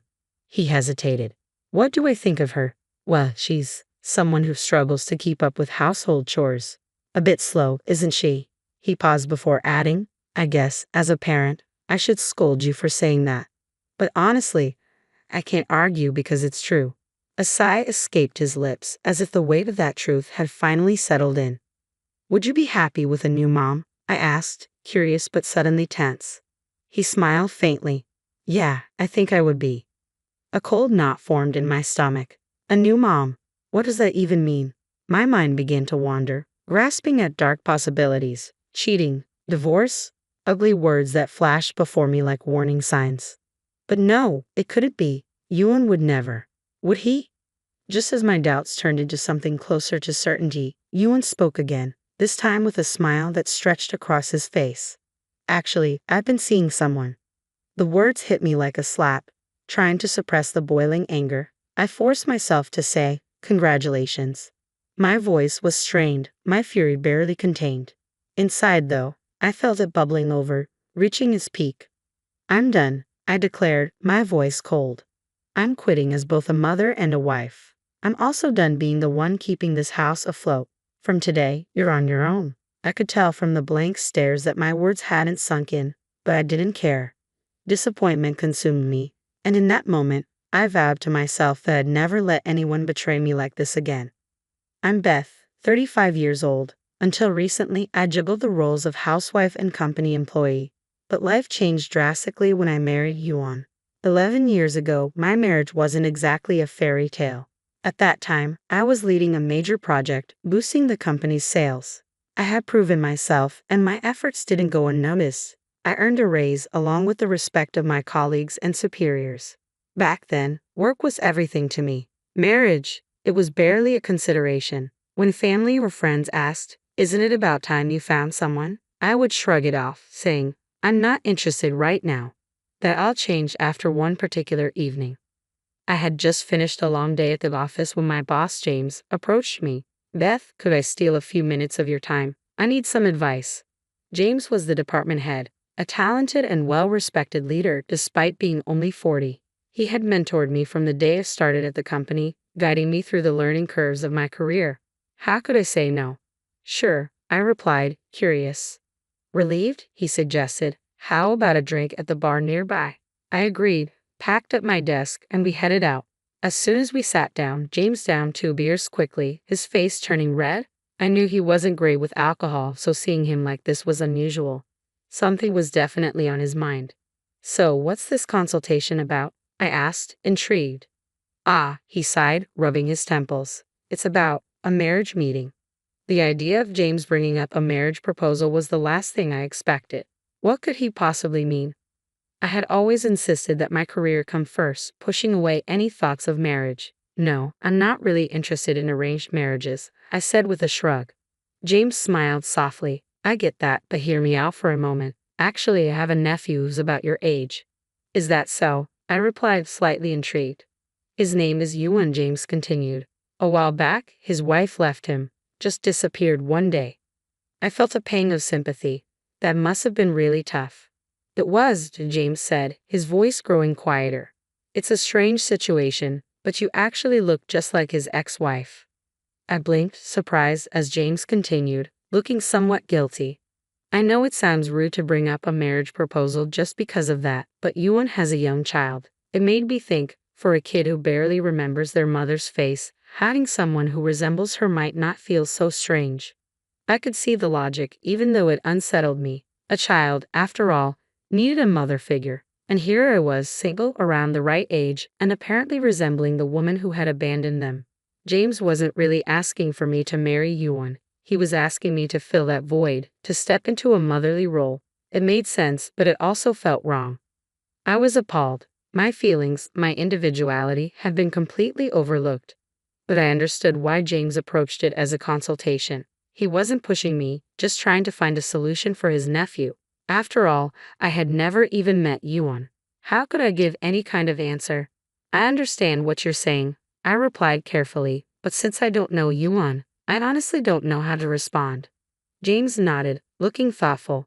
Yeah, I get that. That's why I wanted to talk to you first. Actually, I've already spoken to Yuan a little, and I was wondering if you might be willing to meet him. Just once. I wasn't interested in marriage, but James had always been someone I respected, and I wanted to help in some way. After thinking it over, I agreed to meet Yuan. Just once. A few days later, the meeting was set. Yuan had arranged for us to meet at a high-end restaurant. I rarely frequented such places, and the thought made me a little nervous. Good evening, a clean-cut man greeted me as I arrived. He had an air of confidence and politeness about him. Good evening, I replied. You must be Yuan. That's me, he said with a smile. I'm glad to meet you. My uncle has told me a lot about you. Yuan was tall and slender, dressed impeccably in a suit that made him look like he had just stepped out of a fashion magazine. He escorted me to our table, and we spent the evening talking about everything under the sun. To my surprise, he never once mentioned anything about me resembling his ex-wife. Instead, he was genuine and kind, and I found myself drawn to his straightforward personality. As the evening wore on, I realized I was enjoying his company more than I had expected. After that dinner, we started seeing each other more often, and before I knew it, my feelings for Yuan had deepened. Then, one day, Yuan invited me back to the same restaurant where we had first met. We enjoyed a quiet, elegant dinner, and as we finished our meal and sipped wine, something cold touched my lips. Take a closer look, Yuan said with a playful smile. I looked down at the bottom of the glass, and there it was, a sparkling diamond ring rolling gently against the glass. Yuan reached for my hand. Beth, through all our conversations and time together, I've come to deeply love you, he said, his voice steady but filled with emotion. I smiled, overwhelmed. Yes, I replied.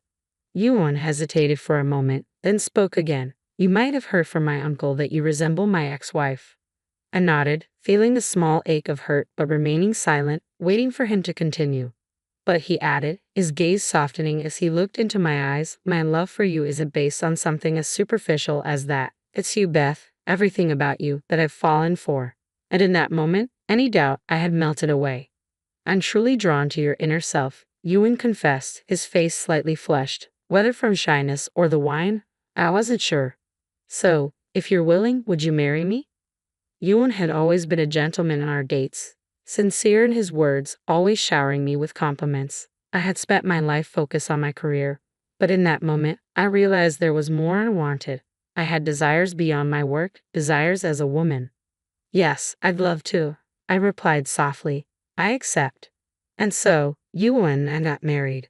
As a condition of our marriage, I was asked to quit my job and become a housewife. It wasn't that I didn't feel some regret about leaving my career behind, but I wanted to support Yuan as his wife, so I agreed.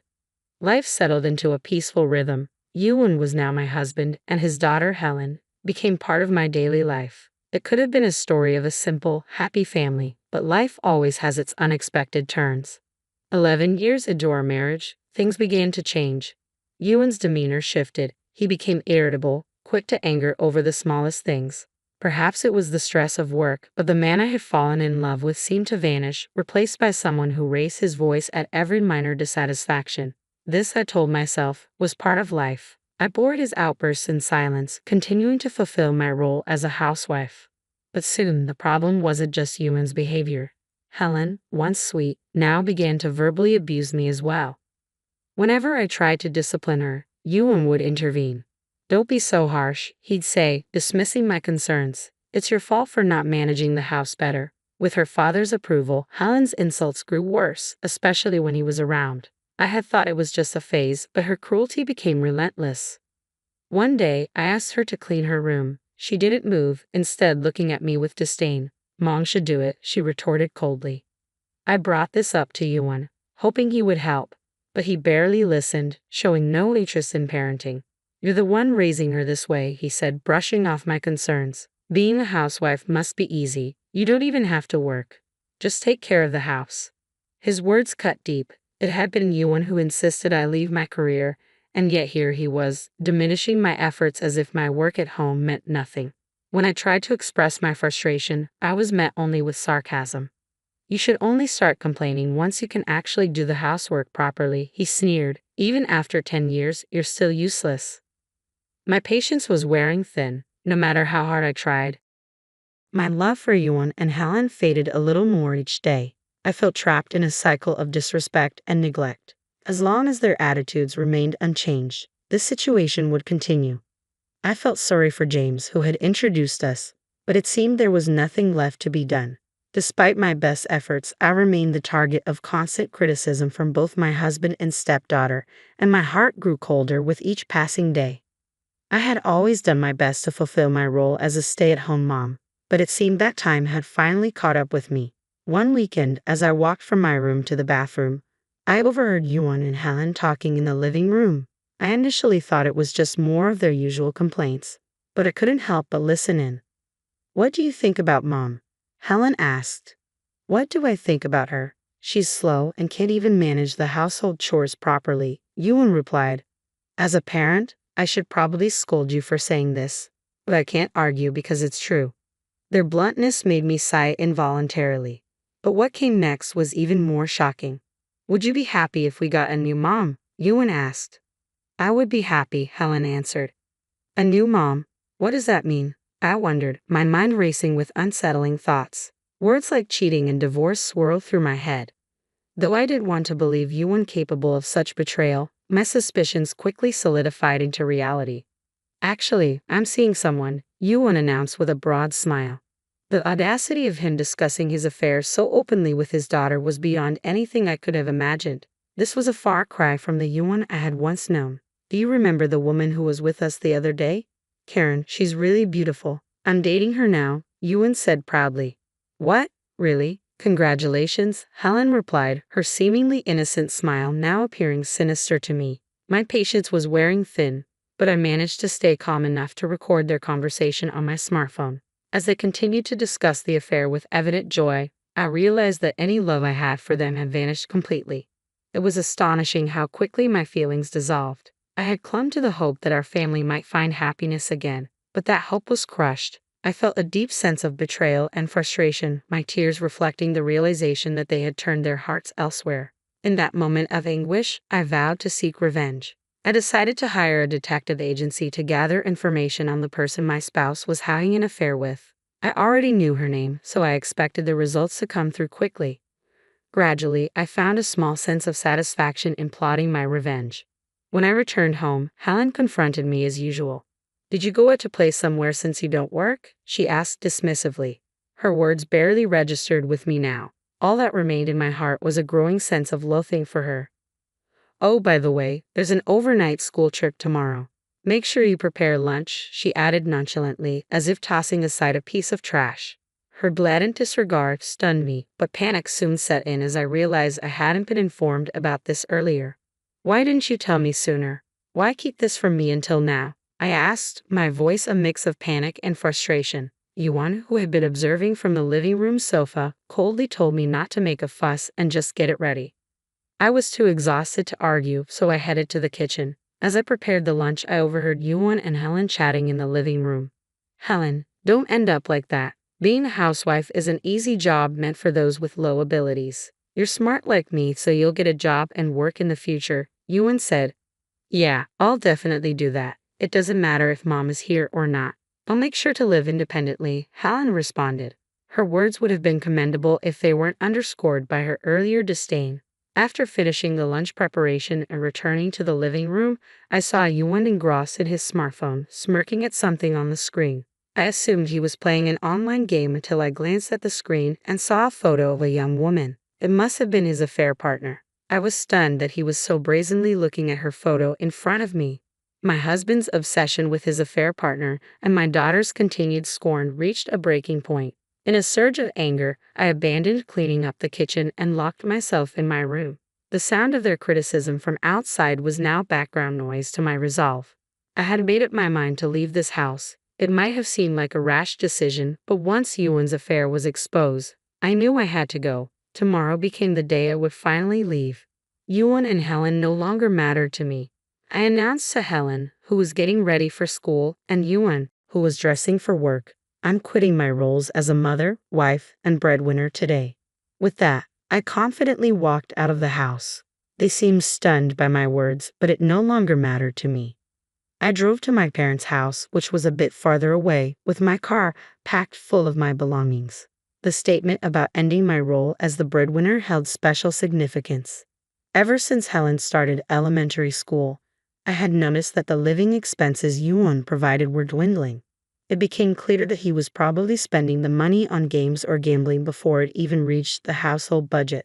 Realizing this couldn't continue, I secretly started an ID consulting business from home without informing Yuan or Helen. My prior experience as a career woman proved beneficial, and the business became successful. Eventually, my income surpassed Yuan's, making me the primary provider for our household. The day after I left, Yuan bombarded me with emails, likely recognizing that the account for living expenses was nearly empty. I had withdrawn all the money I'd earned just before I left. The depleted balance was his own doing, and I didn't see it as my concern. Unable to handle the situation any longer, Yuan showed up at my parents' house. When the doorbell rang incessantly, I checked the intercom and saw a visibly distressed Yuan. Reluctantly, I answered the door, concerned that the noise might disturb the neighbors. As soon as I opened the door, Yuan began apologizing. I was wrong. Please, can we go back to how things were? The house is a mess without someone to clean, he pleaded, treating me like nothing more than a maid. His apology felt more like a contemptuous routine than genuine remorse. I was thoroughly disgusted. You don't need such an incompetent wife, do you? I replied coldly and closed the door. Yuan continued to ring the bell for a while but eventually gave up and left, defeated, which I observed from the window. A week later, Helen called me, clearly distressed. I answered the phone with a hint of amusement as she began to rant. Ever since you left, Dad hasn't been going to work, comes home late, and I can't keep up with household chores. My clothes are dirty, and I'm being laughed at school, she complained. Despite knowing my actions were harsh, I saw it as a consequence of their own making. So what? I asked. It's not a so what, it's all because you abandoned us and left. Come back, Helen demanded, showing no remorse, only anger and dissatisfaction. How convenient for you to demand that now. After all this time, you've treated me as if I were incompetent. If you're so capable, handling household chores should be a breeze, right? I retorted, leaving Helen speechless. Do it yourself, I said bluntly and hung up. Helen tried calling several times afterward, but I blocked her number to avoid further calls. Just when I thought I had found some peace, Yuan arrived at my parents' house with Helen a few days later, looking worn out. Yuan tried to persuade me to return, citing their financial struggles. You're working, so wouldn't you be okay? I dismissed him casually, and he persisted in his attempts to convince me. I had lent all my money to someone in need, likely his affair partner. It was clear that he was still trying to deceive me, but I was more astonished than outraged to learn that he still felt guilty. The living expenses had suddenly vanished. Did you take them? He asked, admitting his wrongdoing but begging me to return even a small portion.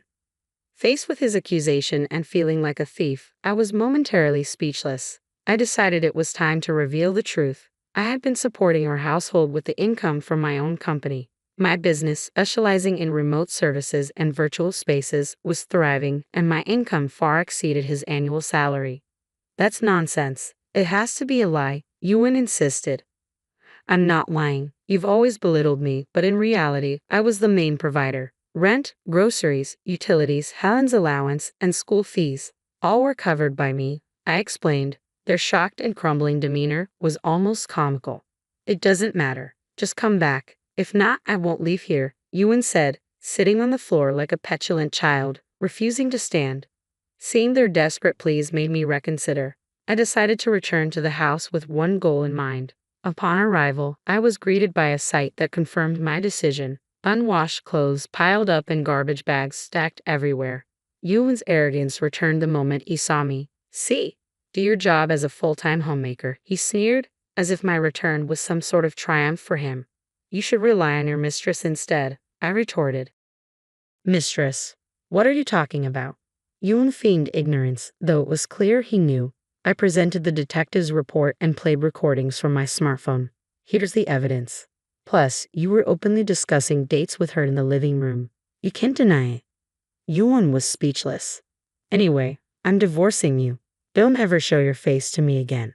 He continued to plead, but I was unmoved. My income is many times yours. Do you think I have any reason to stay? If this doesn't convince you, we can go to court. You've used and insulted me for too long. Finally, he was left speechless. Helen, speaking up for her father, demanded, "It's the worst to abandon your own daughter. I'm a minor. You should take care of me. I can't stay in this house anymore. Take me with you." Her arrogance was infuriating. I firmly refused and decided to reveal a cruel truth. Helen and I were not blood relatives. We were complete strangers. Her shocked expression was almost satisfying. "What? I'm not your real mother.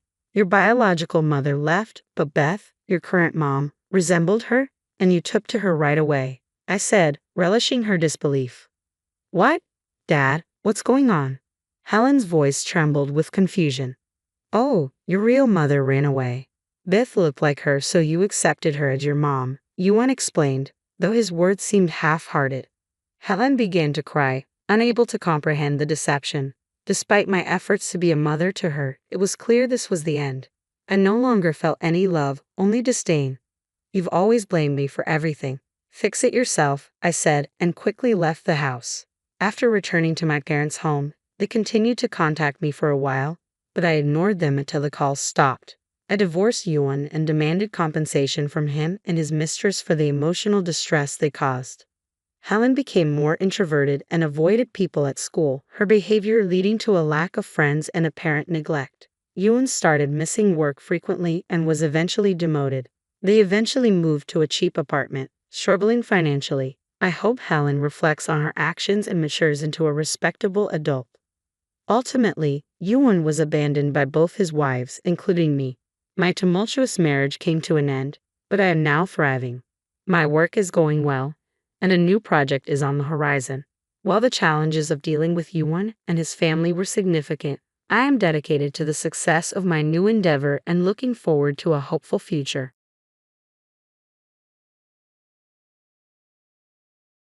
Living with my mother-in-law has been nothing short of a nightmare. She's constantly belittling me, dismissing me as a failure just because I'm a high school dropout. "You can't do anything but cook," she often scoffs. "Why do you make such a mess of the room?" Her harsh criticisms are relentless, and she doesn't hesitate to barge into our bedroom, rifling through closets and drawers, hurling insults my way. It's as if my lack of formal education is all the excuse she needs to demean me. Despite her constant jabs, I can't argue back. My life has been overshadowed by her disdain since the day I married her son. My name is Sophia, and my parents run a modest but well-loved restaurant.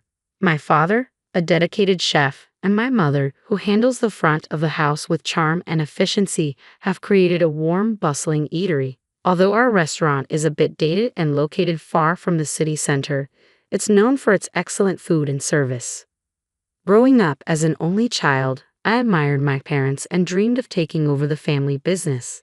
I began working at the restaurant from a young age, and after graduating middle school, I dedicated myself to helping more, especially as my father's health began to decline. My father taught me the basics of cooking, and while I struggled to match his exact flavors, I used his recipes as a guide and gradually began earning compliments from our regulars. They would say, "Sophia's cooking is delicious. It tastes just like your dad's." Encouraged by these words, I took on more responsibility at the restaurant, eager to ease my father's burden. However, my school attendance became a concern for my teachers, leading to a meeting with my parents where my lack of attendance was discussed. Despite their insistence on focusing on my studies, I made the decision to quit school. My parents were heartbroken, but their support never wavered. I completed the dropout process and began working full-time at the restaurant. As the years passed, I found myself managing most of the restaurant's operations alone, from opening preparations to closing cleanup. My father's frequent hospitalizations and my mother's time spent with him at the hospital left me to shoulder the responsibility. One day, while handling the cut on my finger in the restaurant, a man entered, noticing my distress. "Are you okay?" he asked. "I cut my finger while prepping," I replied. He handed me a Band-Aid and said, "Here, take this." "Thanks. That really helped," I responded.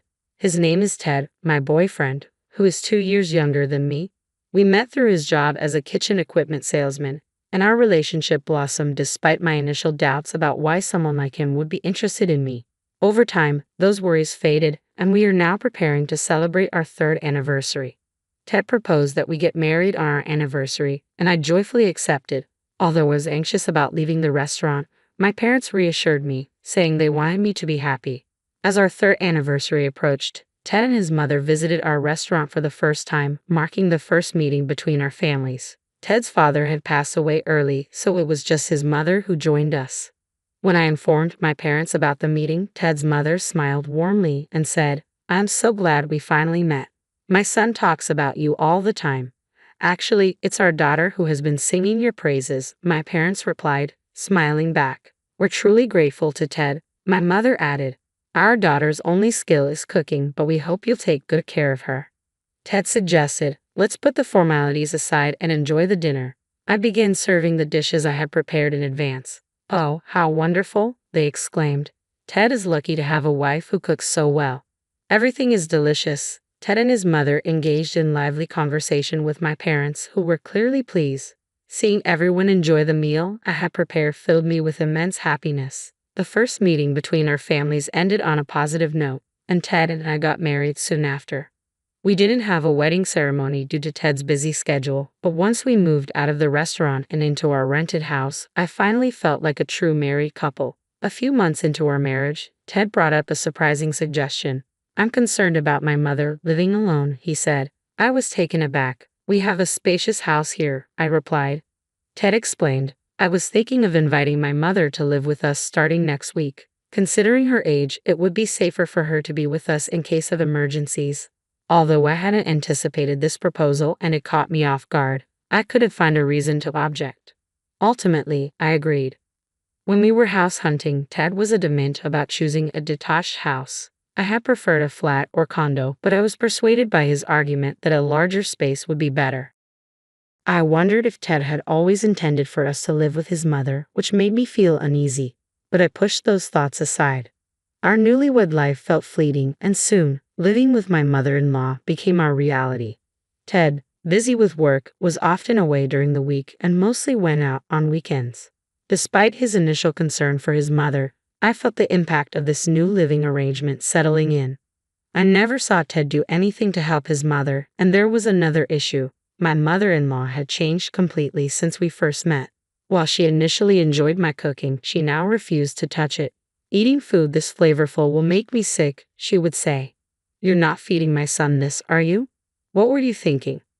I apologized, asking if the seasoning was too strong. "Of course it was," she retorted. "Your family's cooking might have been like this, but mine is much more refined and lightly seasoned. It's a pity my son has to eat this every day." Ted still claimed to enjoy my cooking, but his mother was persistently dissatisfied. Determined to please her, I started learning how to prepare healthier meals suitable for the elderly, using books and online resources. However, she criticized the new dishes as tasteless, poorly presented, and not nutritious enough. "Whatever you cook seems unhealthy," she would say. It wasn't just the cooking. My mother-in-law would frequently use excuses like "my back hurts" or "my legs hurt" to avoid helping with household chores. To avoid conflict, I took on the chores myself, only to be met with sarcastic comments such as, "You call this clean? It looks like a trash bin to me." And "well, you did drop out of middle school, so I guess it can't be helped." This situation dragged on for 3 months, and I was at my breaking point. When I tried to discuss the issue with Ted, he dismissed my concerns, saying he was too exhausted from work. His company had recently undergone major layoffs, increasing his workload and often requiring him to work late. Despite this, I was determined to address the problem with my mother-in-law directly.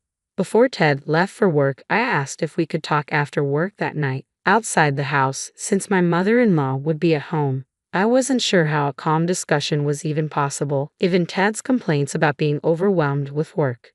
Despite his exhaustion, I earnestly pleaded with him. "Please, I'm begging you," I said, hoping to move him with my sincerity. Reluctantly, he agreed, though he emphasized it had to be a very brief meeting. We decided to meet at a cafe near his office at 8:00 p.m. to minimize my time spent alone with my mother-in-law at home. I prepared dinner in advance and left the house a bit early, avoiding any mention of my plans to her to prevent her snide remarks. Arriving early at the meeting spot, I wandered around the town, a rare treat since I usually confine myself to cooking and rarely explored the city alone. I found the walk refreshing. While browsing in a shopping mall, contemplating buying something for Ted, I was struck by a startling realization. My breath caught as I saw Ted walking with another woman. I rubbed my eyes, ducking my sight, but there was no mistake. It was definitely him. I watched as they left the store, and driven by a mix of curiosity and dread, I followed them. They eventually retreated to a secluded area where they embraced each other. Their actions were unmistakable. This was an affair. Overwhelmed with shock and heartache, I began to cry uncontrollably. Unable to bear the pain, I left the scene and messaged Ted, saying that something urgent had come up and I couldn't meet him that night. My mind raced with questions. Why? Since when? Who was she? I felt nauseous, the image of what I had just witnessed replaying in my mind. Somehow, I made it back home, where my mother-in-law was waiting. Sophia, where have you been? It's not normal to leave without saying a word. Don't you have any common sense? You usually let us know before you go out, she scolded. I had no energy to argue and silently went to the kitchen, where I saw the dinner I had prepared.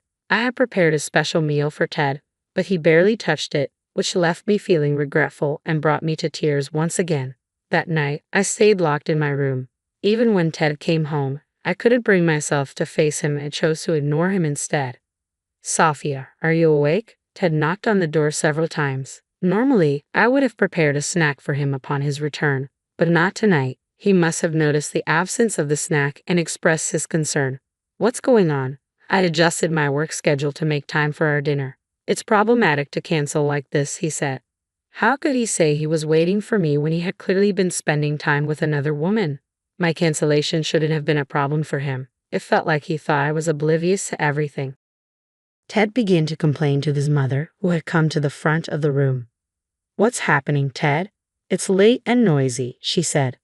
Mom, Sophia, and I had dinner plans, but she suddenly canceled and won't even talk to me now, Ted lamented, sounding like he was the wronged party. My mother-in-law joined in with her sarcastic remarks. Really, Sophia? You left without saying a word, neglected your duties, and are so irresponsible. I was looking forward to our dinner and even adjusted my work schedule for it. To think she would cancel on such an important commitment with her husband. If we had kids, imagine the trouble. As my mother-in-law unjustly criticized me, the thought of exposing Ted's affair flashed through my mind. But what Ted said next was even more shocking than the criticism I was receiving. There's no need to worry about that. Sophia can't have kids and she's already 30. I've given up on the idea of having children with her, Ted said, revealing my infertility, a secret I had only shared with him before we married. I had hoped to protect him from the hurt by asking him to keep it a secret, and he had promised to do so. Hearing it revealed like this was beyond belief. Oh, so Sophia can't have children. What a disappointment, Ted's mother said. Maybe I chose the wrong person. We've been deceived all along.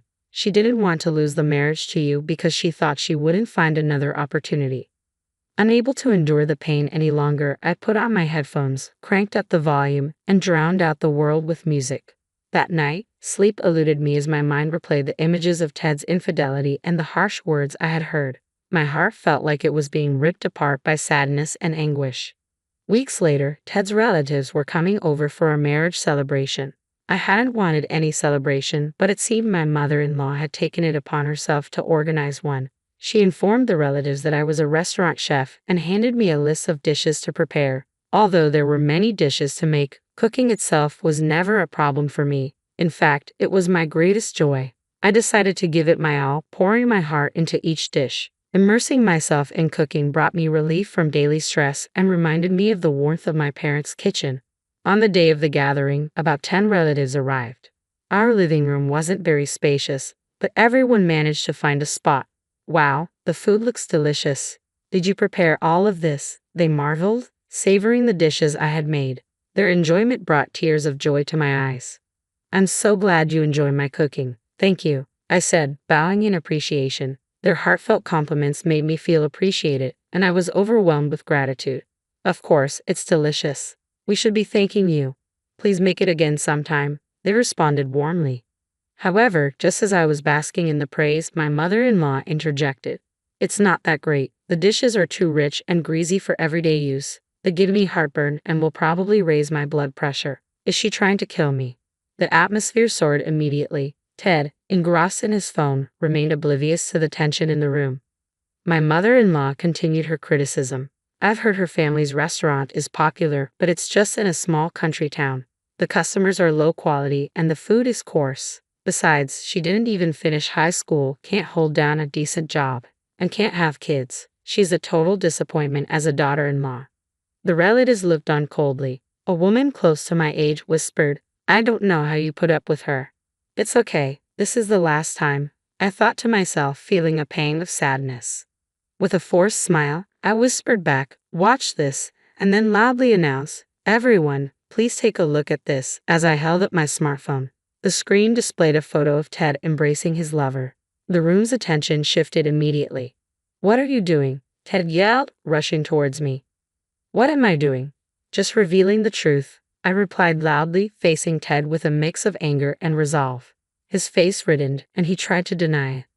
"I don't know what you're talking about. This is a lie. I would never do such a thing," Ted protested.